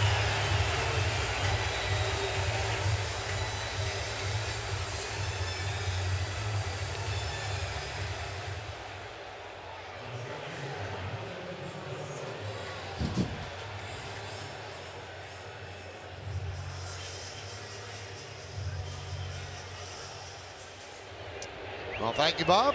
So Yankees didn't get much off Lance McCullers, and Blue Jays seem to be touching them up. 3-0 Mets over the Yanks. So Flores advances to second on the error by Gardner. Pitch to Conforto is low and inside. First of all, he comes up with it, almost got by him, and here's the throw to second. Breaks off the glove of Didi Gregorius. And Flores, who had stopped, is now headed for second base, and now he's in scoring position. Yeah, that's just sloppy. That's an unforced error on Didi right there.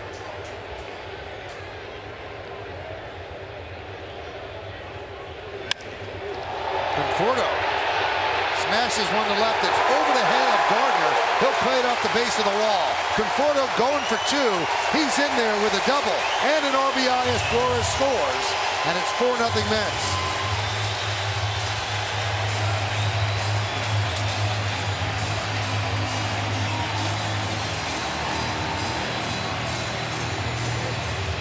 Well, the sloppiness got a runner in scoring position, and Conforto converts up out over the plate, drives it nicely to the opposite field. Looked like Gardner might have a chance, but this ball had too much steam behind it. Off the wall, Flores is going to score. The Mets pick up another run, lead 4-0. And if I may interject on that throw by Gardner, that's a tough error on him, because when you're an infielder, you are taught if it's going to be tough for you to come up with the throw, let it go, because there's somebody behind you. Exactly. And that's not an error on Gardner, and that should be changed. Yeah, it really should be. You know, if it's tough to handle, let it go, because Castro's right there behind you to take the throw. Throw was right on line to the bag.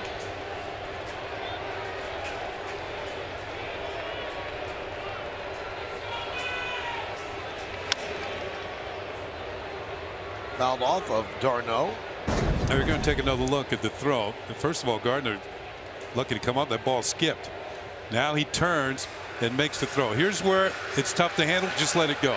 The ball breaks off his glove, and all of a sudden Flores is at second base. I don't know how you can watch that play and give an error to Brett Gardner on this. I mean, that's just no common sense.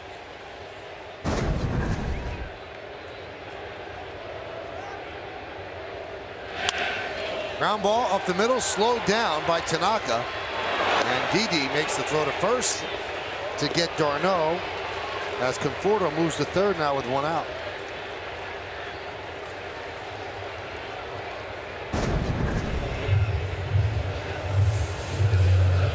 Just passed I thought he Tanaka's slowed it down. glove. My Yes, bad. just passed it. I did too for a minute, and Didi Gregorius, a little bit of a low throw, might have been a quick scoop from Teixeira over there. The Yankees have to cut this run off, so they will bring the infield in for Matt Reynolds.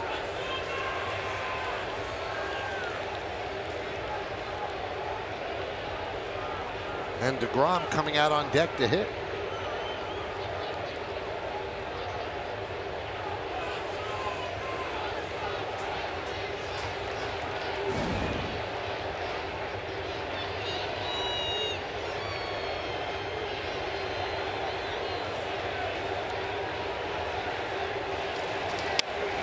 That one is looped into shallow right. It's going to dunk in for a base hit. The product of a drawn-in infield. Scoring is Conforto. It's an RBI single for Reynolds, and it is 5-0 Mets.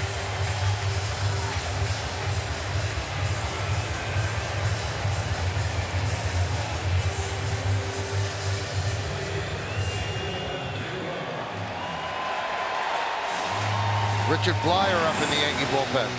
Yeah, the Mets have 3 of their 7 hits in this inning.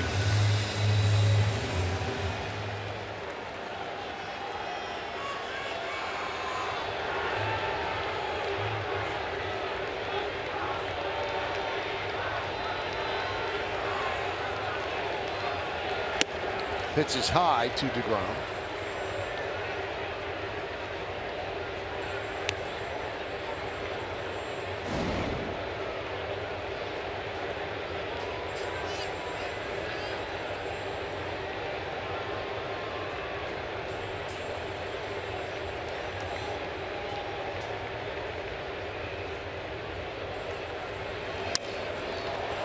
Boy, he does not get cheated up there. Doesn't have your prototypical pitcher's swing. Well, yeah, in a bunt situation as well. Headley was crashing on the first one, so DeGrom turned loose on the second one.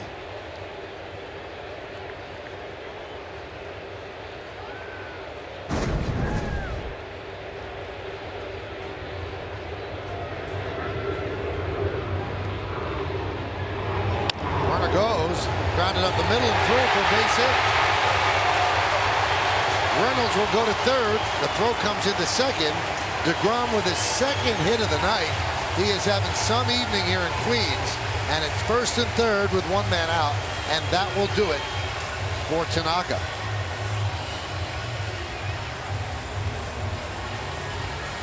So Joe's going to tell the umpire the double switch because Tanaka is supposed to be leading off in the 8th. Joe makes the Verizon call to the bullpen. We'll tell you the switches when we get back.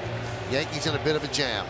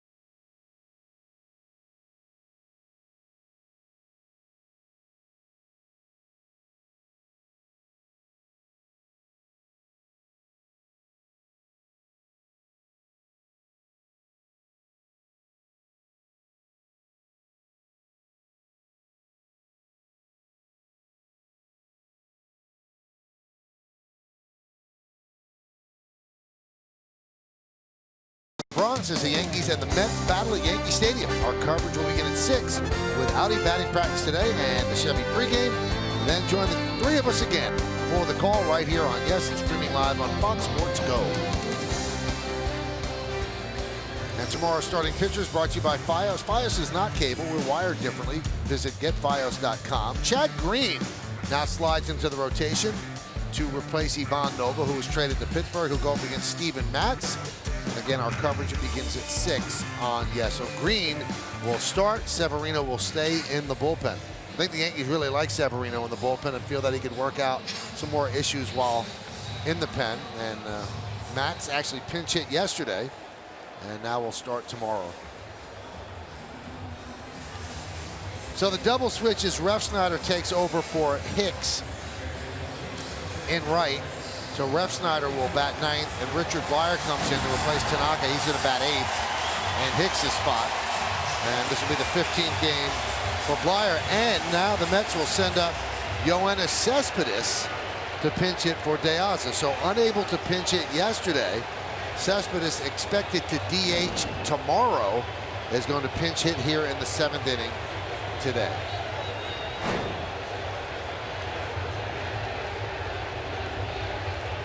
First and third. He's got a quad issue that has been bothering him for a while and has stopped him from playing center field. That's hurt the Mets because he's had to play left, and it weakens their defense in center, especially with Lagares on the DL.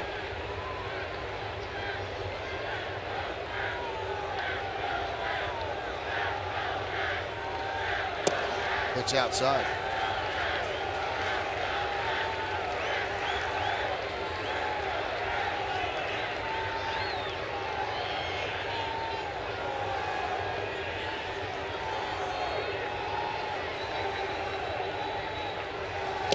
Swing and a miss.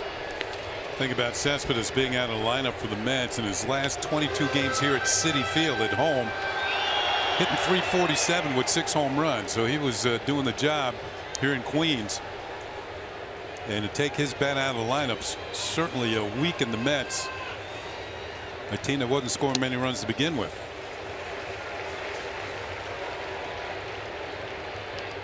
It's a great point. Where would the Mets be without Cespedes, who almost was not signed in the offseason? He kind of came back to them and fell back into their laps, and the Mets decided to pull the trigger with the obvious caveat of an opt-out clause. Hit shortly to Castro. He knocks it down. He'll throw to first, and Cespedes beats it out as Reynolds scores, and it's 6-0 Mets. Cespedes ran pretty well right there. That was a double play ball, but it handcuffed Castro. It was hit so hard. Michael said hit pretty well. Maybe not quite 100% going down the line, but good enough to pick up an infield single.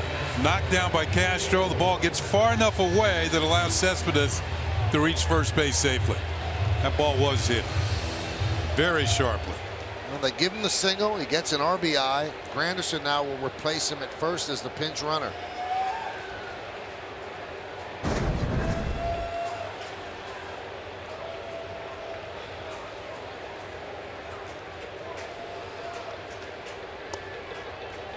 Neil Walker takes inside. Also, one thing, you bring Blyer in, and maybe Girardi didn't think that Cespedes was available to pinch hit. Cespedes owns left-handed pitching, and Blyer is much better against lefties than he is against righties. See, that's a reason why managers don't like to say to the press who's available and who isn't before a game.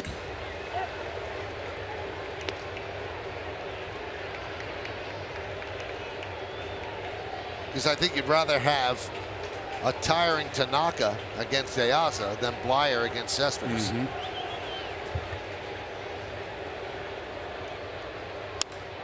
That one is wrapped down the left field line. It is a base hit. It'll go into the corner. DeGrom scores. Granderson stops at third. It's an RBI double for Walker, and the Mets are pouring it on.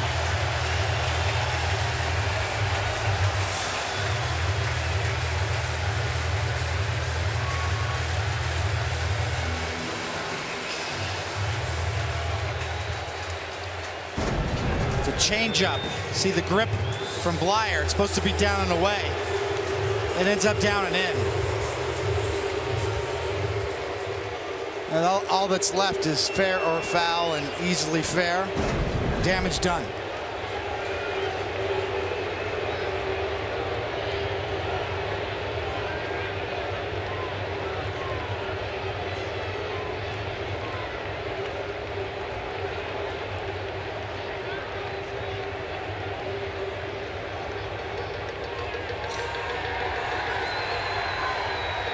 Infield is in as Jay Bruce fouls it off. Bruce so far in his Met debut is 0 for 3.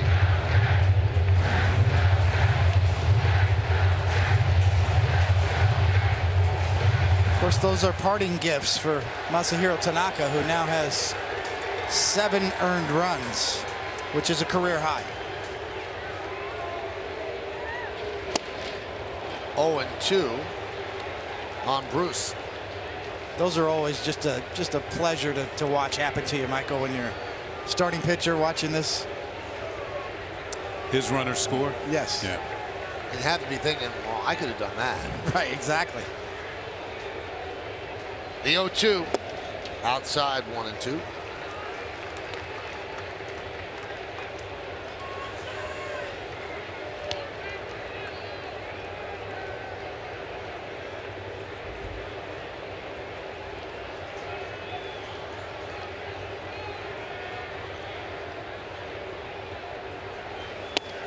Strike 3. Bruce down looking, 2 away. Well, you mentioned he's been so good this year with runners in scoring position, 360 to be exact. This time caught looking. So welcome to New York, getting booed in your first game. Well, maybe not caught looking. That might have been outside.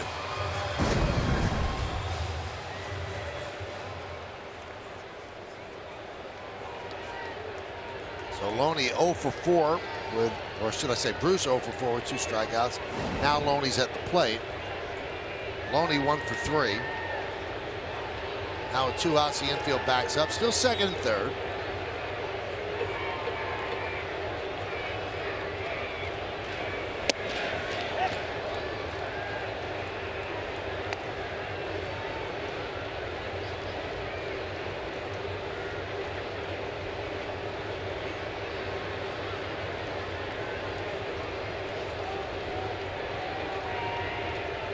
Mets 2 in the third, 1 in the fifth, and 4 here in the seventh. 7-0 Mets.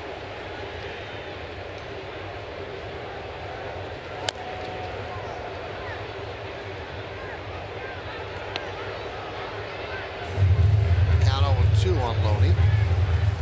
Loney, the 9th Met to come to the plate this inning.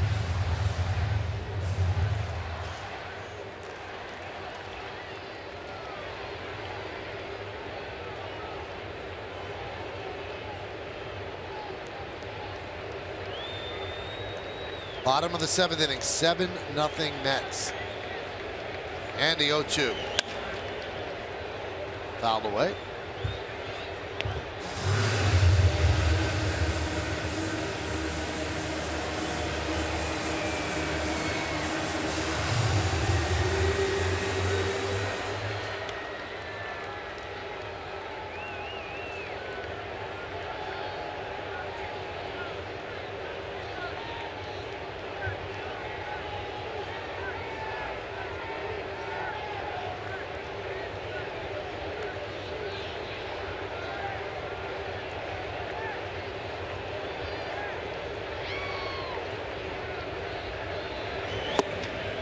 Missed outside, 1-2. I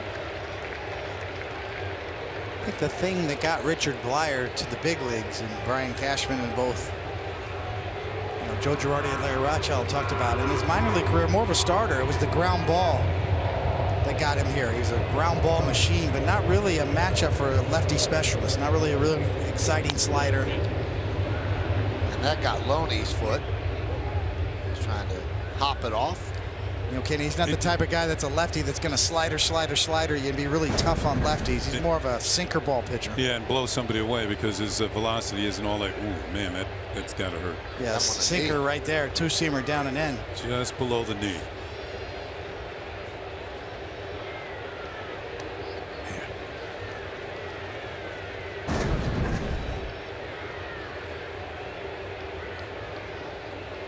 Bring back some memories for you right there, Kenny. It's just, you know, you wake up in the morning, you got a big lump on your leg.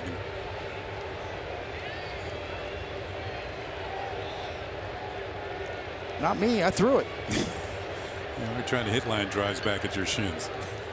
1-2. Grounded to first. Teixeira is there. And he takes it to first, but for the Mets, 4 runs, 6 hits, 1 error, and 2 men left. We go to the 8th. It's 7-0 Mets.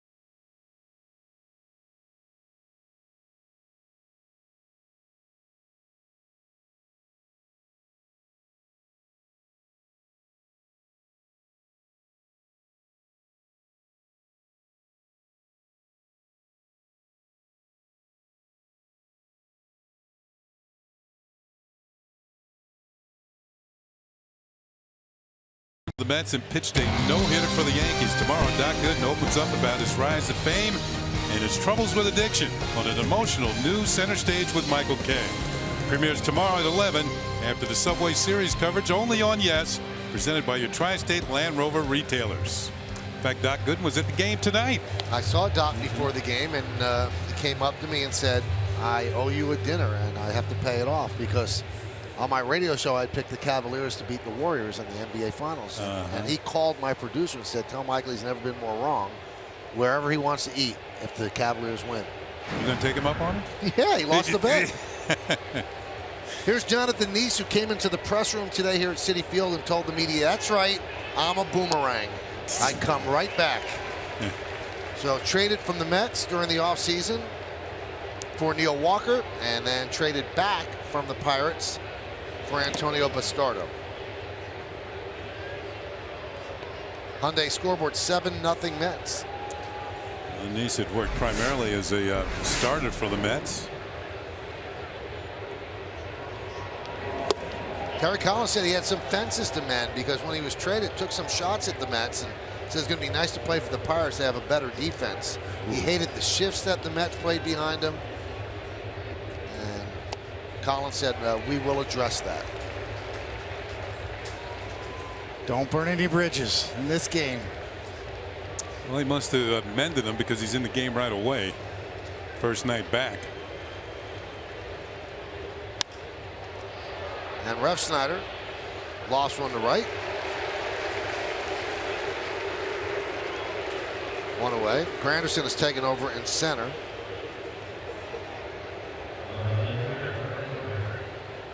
The Mets signed Bastardo to a 2-year contract as a free agent during the offseason. He really struggled. Did not have a good year at all.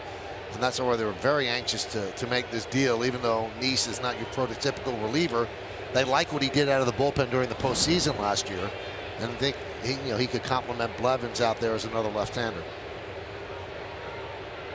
Mets also called up Josh Edgin today, so they have 3 lefties and 4 righties in the pen. And they did finally disable Asdrubal Cabrera. Could be 3 to 4 weeks before Cabrera is ready to play again.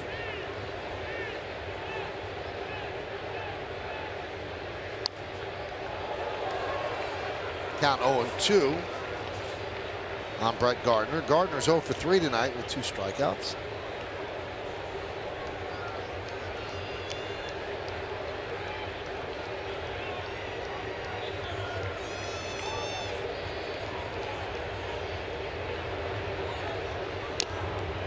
Swing and a tip into the glove of Darno.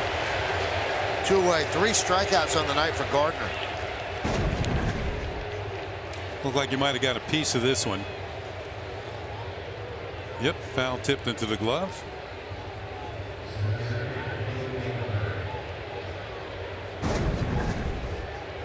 .92 miles an hour.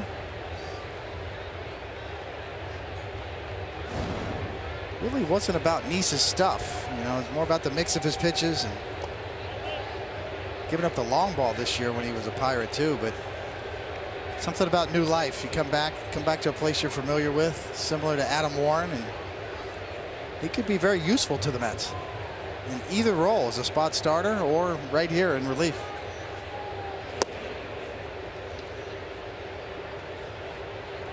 Crowd of 42,819 here at Citi Field, 8th sellout of the year, and that is a single season sellout record for the Mets since opening the ballpark in 2009. And that is the bounce you get from being in the World Series.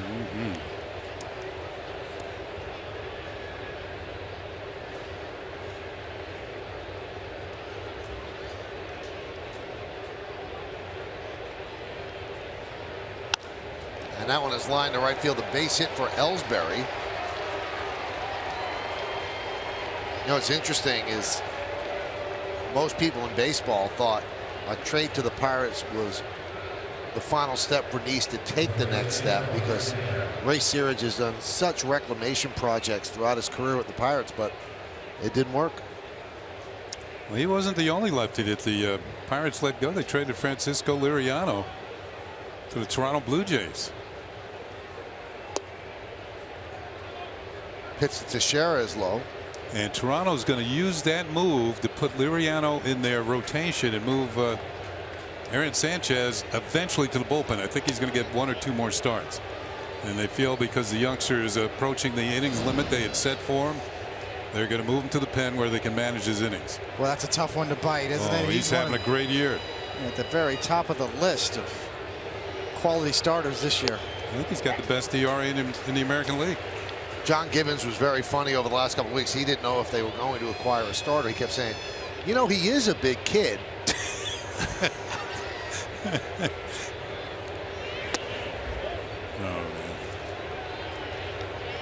Gibbons, the manager of the Blue Jays, who has a real great way about him, good sense of humor. Yeah, Sanchez does lead the league in ERA, 2.71.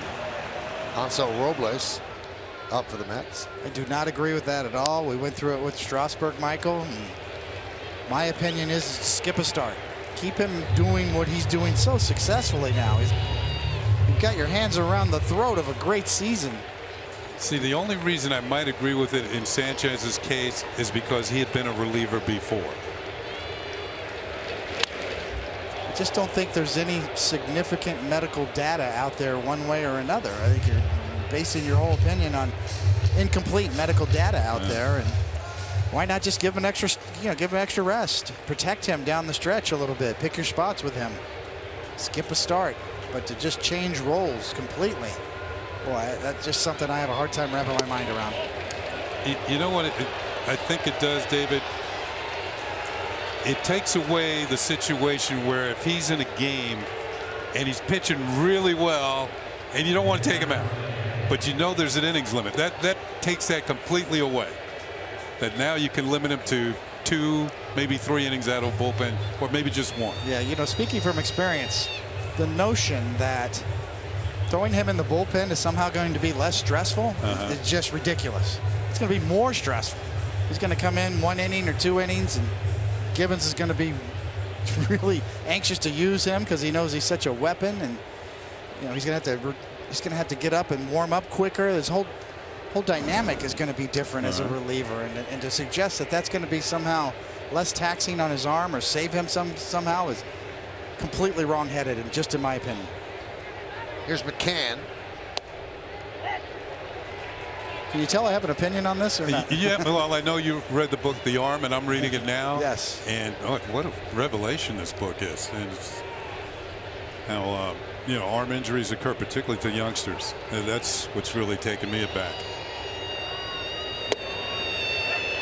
0-2. So after the walk to Teixeira, Dan Worth, the pitching coach, came out and talked with Nice. There's a connection between Nice and Beltran, who both traded yesterday. Beltran, when he was at the Mets, paid for a nose job for Nice. Strike 3. As Nice hits the corner, he thanks Carlos Beltran, and the Yankees strand 2. And McCann doesn't like the call.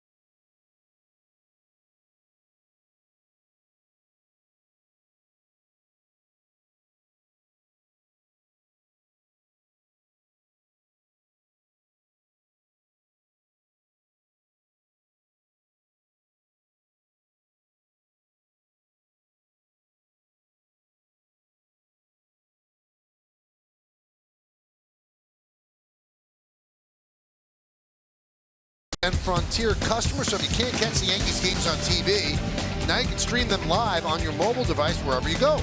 Just download the app and sign in with your subscriber information. Fox Sports Go is available for DirecTV, Optimum, Time Warner Cable, and now Fios and Frontier customers. They call that the Shea Bridge, and it runs out in right center field, right above the bullpens here at Citi Field. Hyundai scoreboard 7-0 Mets over the Yankees.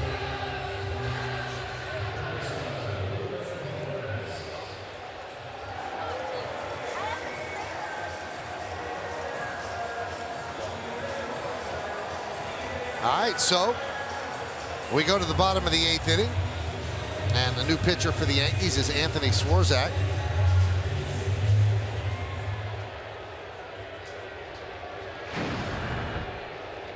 And you see the numbers. In his 17th game, Wilmer Flores will lead off.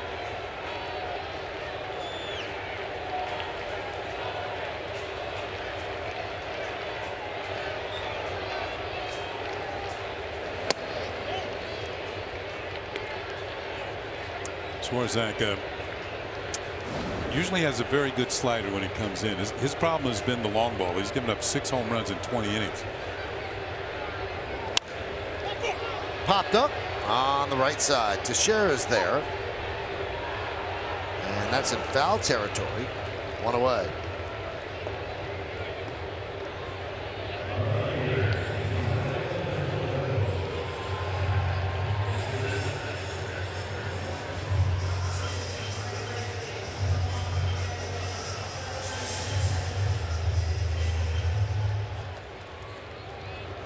Here's Michael Conforto. He is 1 for 3, RBI double, and a run scored. That's 4-run 7th. Kind of broke this open.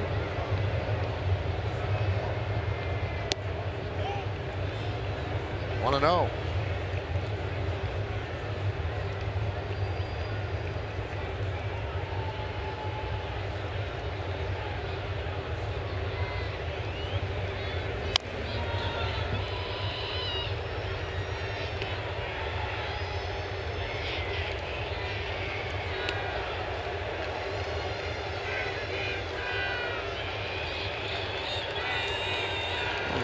That Jay Bruce joins the Met lineup, they score 7 runs, but Jay Bruce 0 for 4, 2 strikeouts.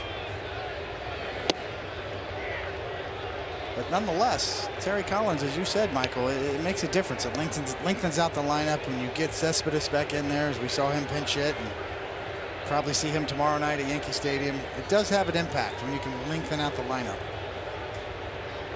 Takes some of the pressure off the other guys, namely Conforto here. Fly ball left field deep. Going back is Gardner in the corner. He can't make the play. It caroms past him. Conforto is going to stop at second with a double. Great power the other way for the young left-handed hitter, hitting it off the wall in left field. Second time he's done that in as many innings. Yes, and that's no easy feat. And, you see Gardner just cannot get there in time. Caught in between, but this is a double the whole way.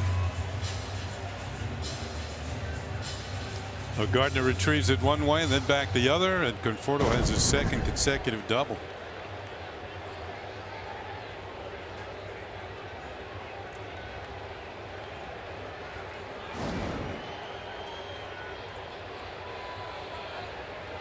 Here's Travis d'Arnaud, a home run in the 5th off Tanaka. Tanaka gave up 2 home runs today and 7 runs.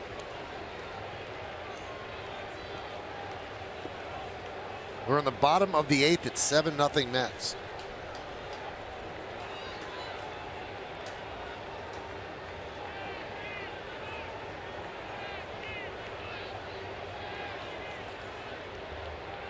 Look at it.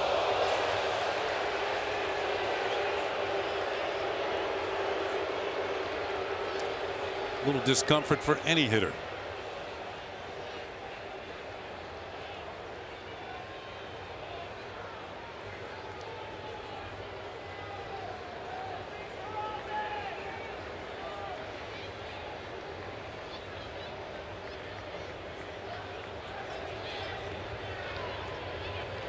One. There's a strike. 1-2.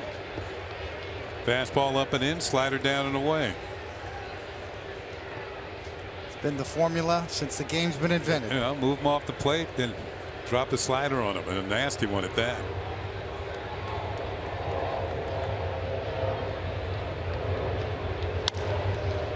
Grounded up the middle. Gregorius. The throw pulls Teixeira off the bag, but he tags Darno for the second out as Conforto moves to third. Teixeira just saved Didi an error.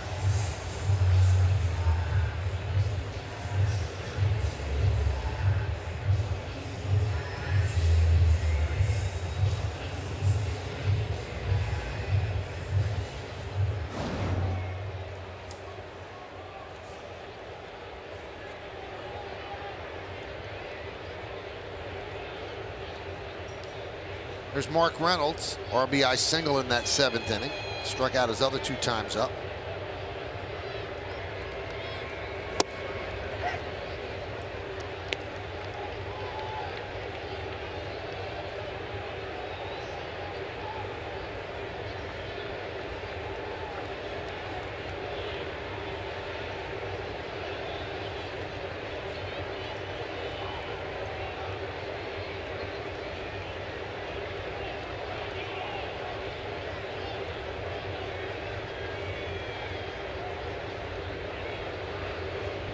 Reynolds steps out.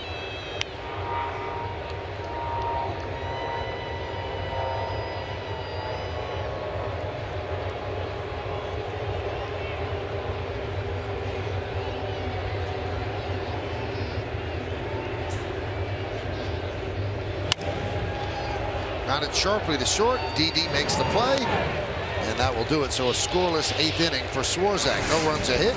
1 man left. We go to the 9th inning. Yankees down by 7.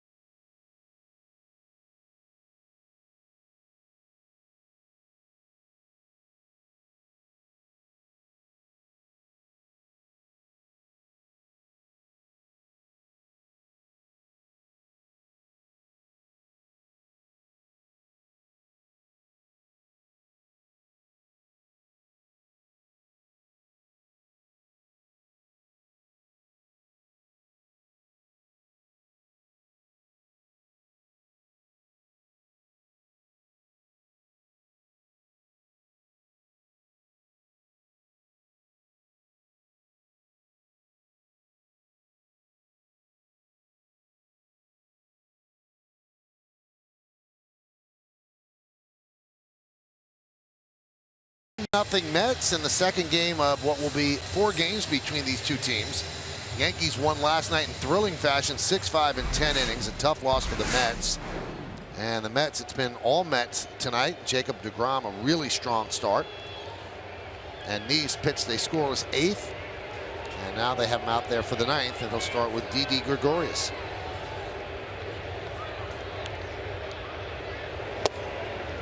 And a strike.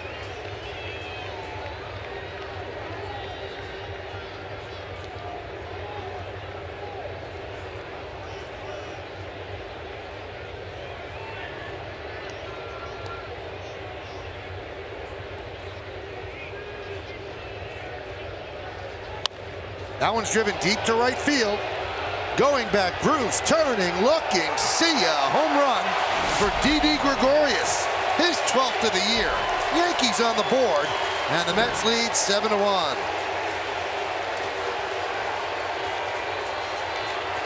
Didi just waiting for a left-hander to get in there. Hanging breaking ball, deposited into the seats.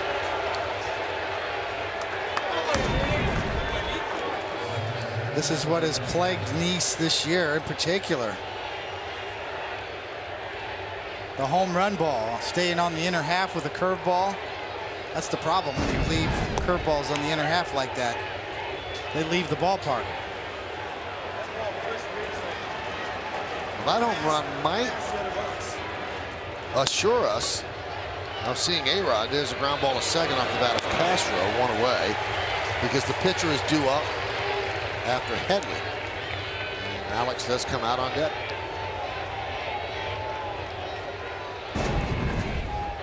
This will be the 22nd home run that Jonathan Nice has given up this year, just 110 innings. That's a pretty high rate. Whoa, 22? 22nd home run this year he's given up. Headley pops it up. Right field line. Bruce the long run. And the Yankees are down to their final out. And I'm sure the reception will be warm here at Citi Field for Alex.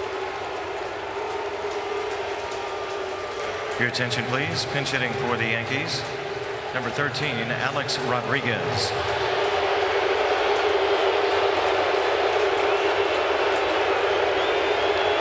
Alex got a rare start against the Rays. Struck out 4 times. Pinch hit on Sunday. Struck out that time, so he struck out his last 5 at bats. Alex Rodriguez was a Met fan growing up. Almost a member of the Mets at one point.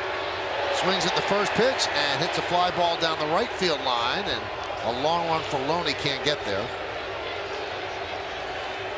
It's the famous Steve Phillips, the former general manager of the Mets, Michael, as you know and remember well. It started the negotiations off with Alex to become a New York Met. It was Steve Phillips that said he didn't want to deal with 24-1, referring to some of the requests from Alex's agent. And Alex gave marching orders to his agent. I want to play for the Mets when he became a free agent. Make that happen. But I don't think the Mets and the Wilpons really wanted to sign him. And they knew the money was going to be high, so Steve Phillips said the 24-1, and Alex ended up signing with the Texas Rangers. The 0-2. Fly ball right side. Bruce, a long run. He'll get there, and that'll do it. As the Mets beat the Yankees 7-1. Yankees get a run in the 9th on the Didi home run. No errors and nobody left, so a rough night for Bruce at the plate, but he is part of a Met win. And the Mets finish their homestand with a 3-6 record and move on to Yankee Stadium for 2 more games starting tomorrow. We have more to come from here at Citi Field as Tanaka outdueled by DeGrom. Mets win this one 7-1. We'll be back on Yes in a moment.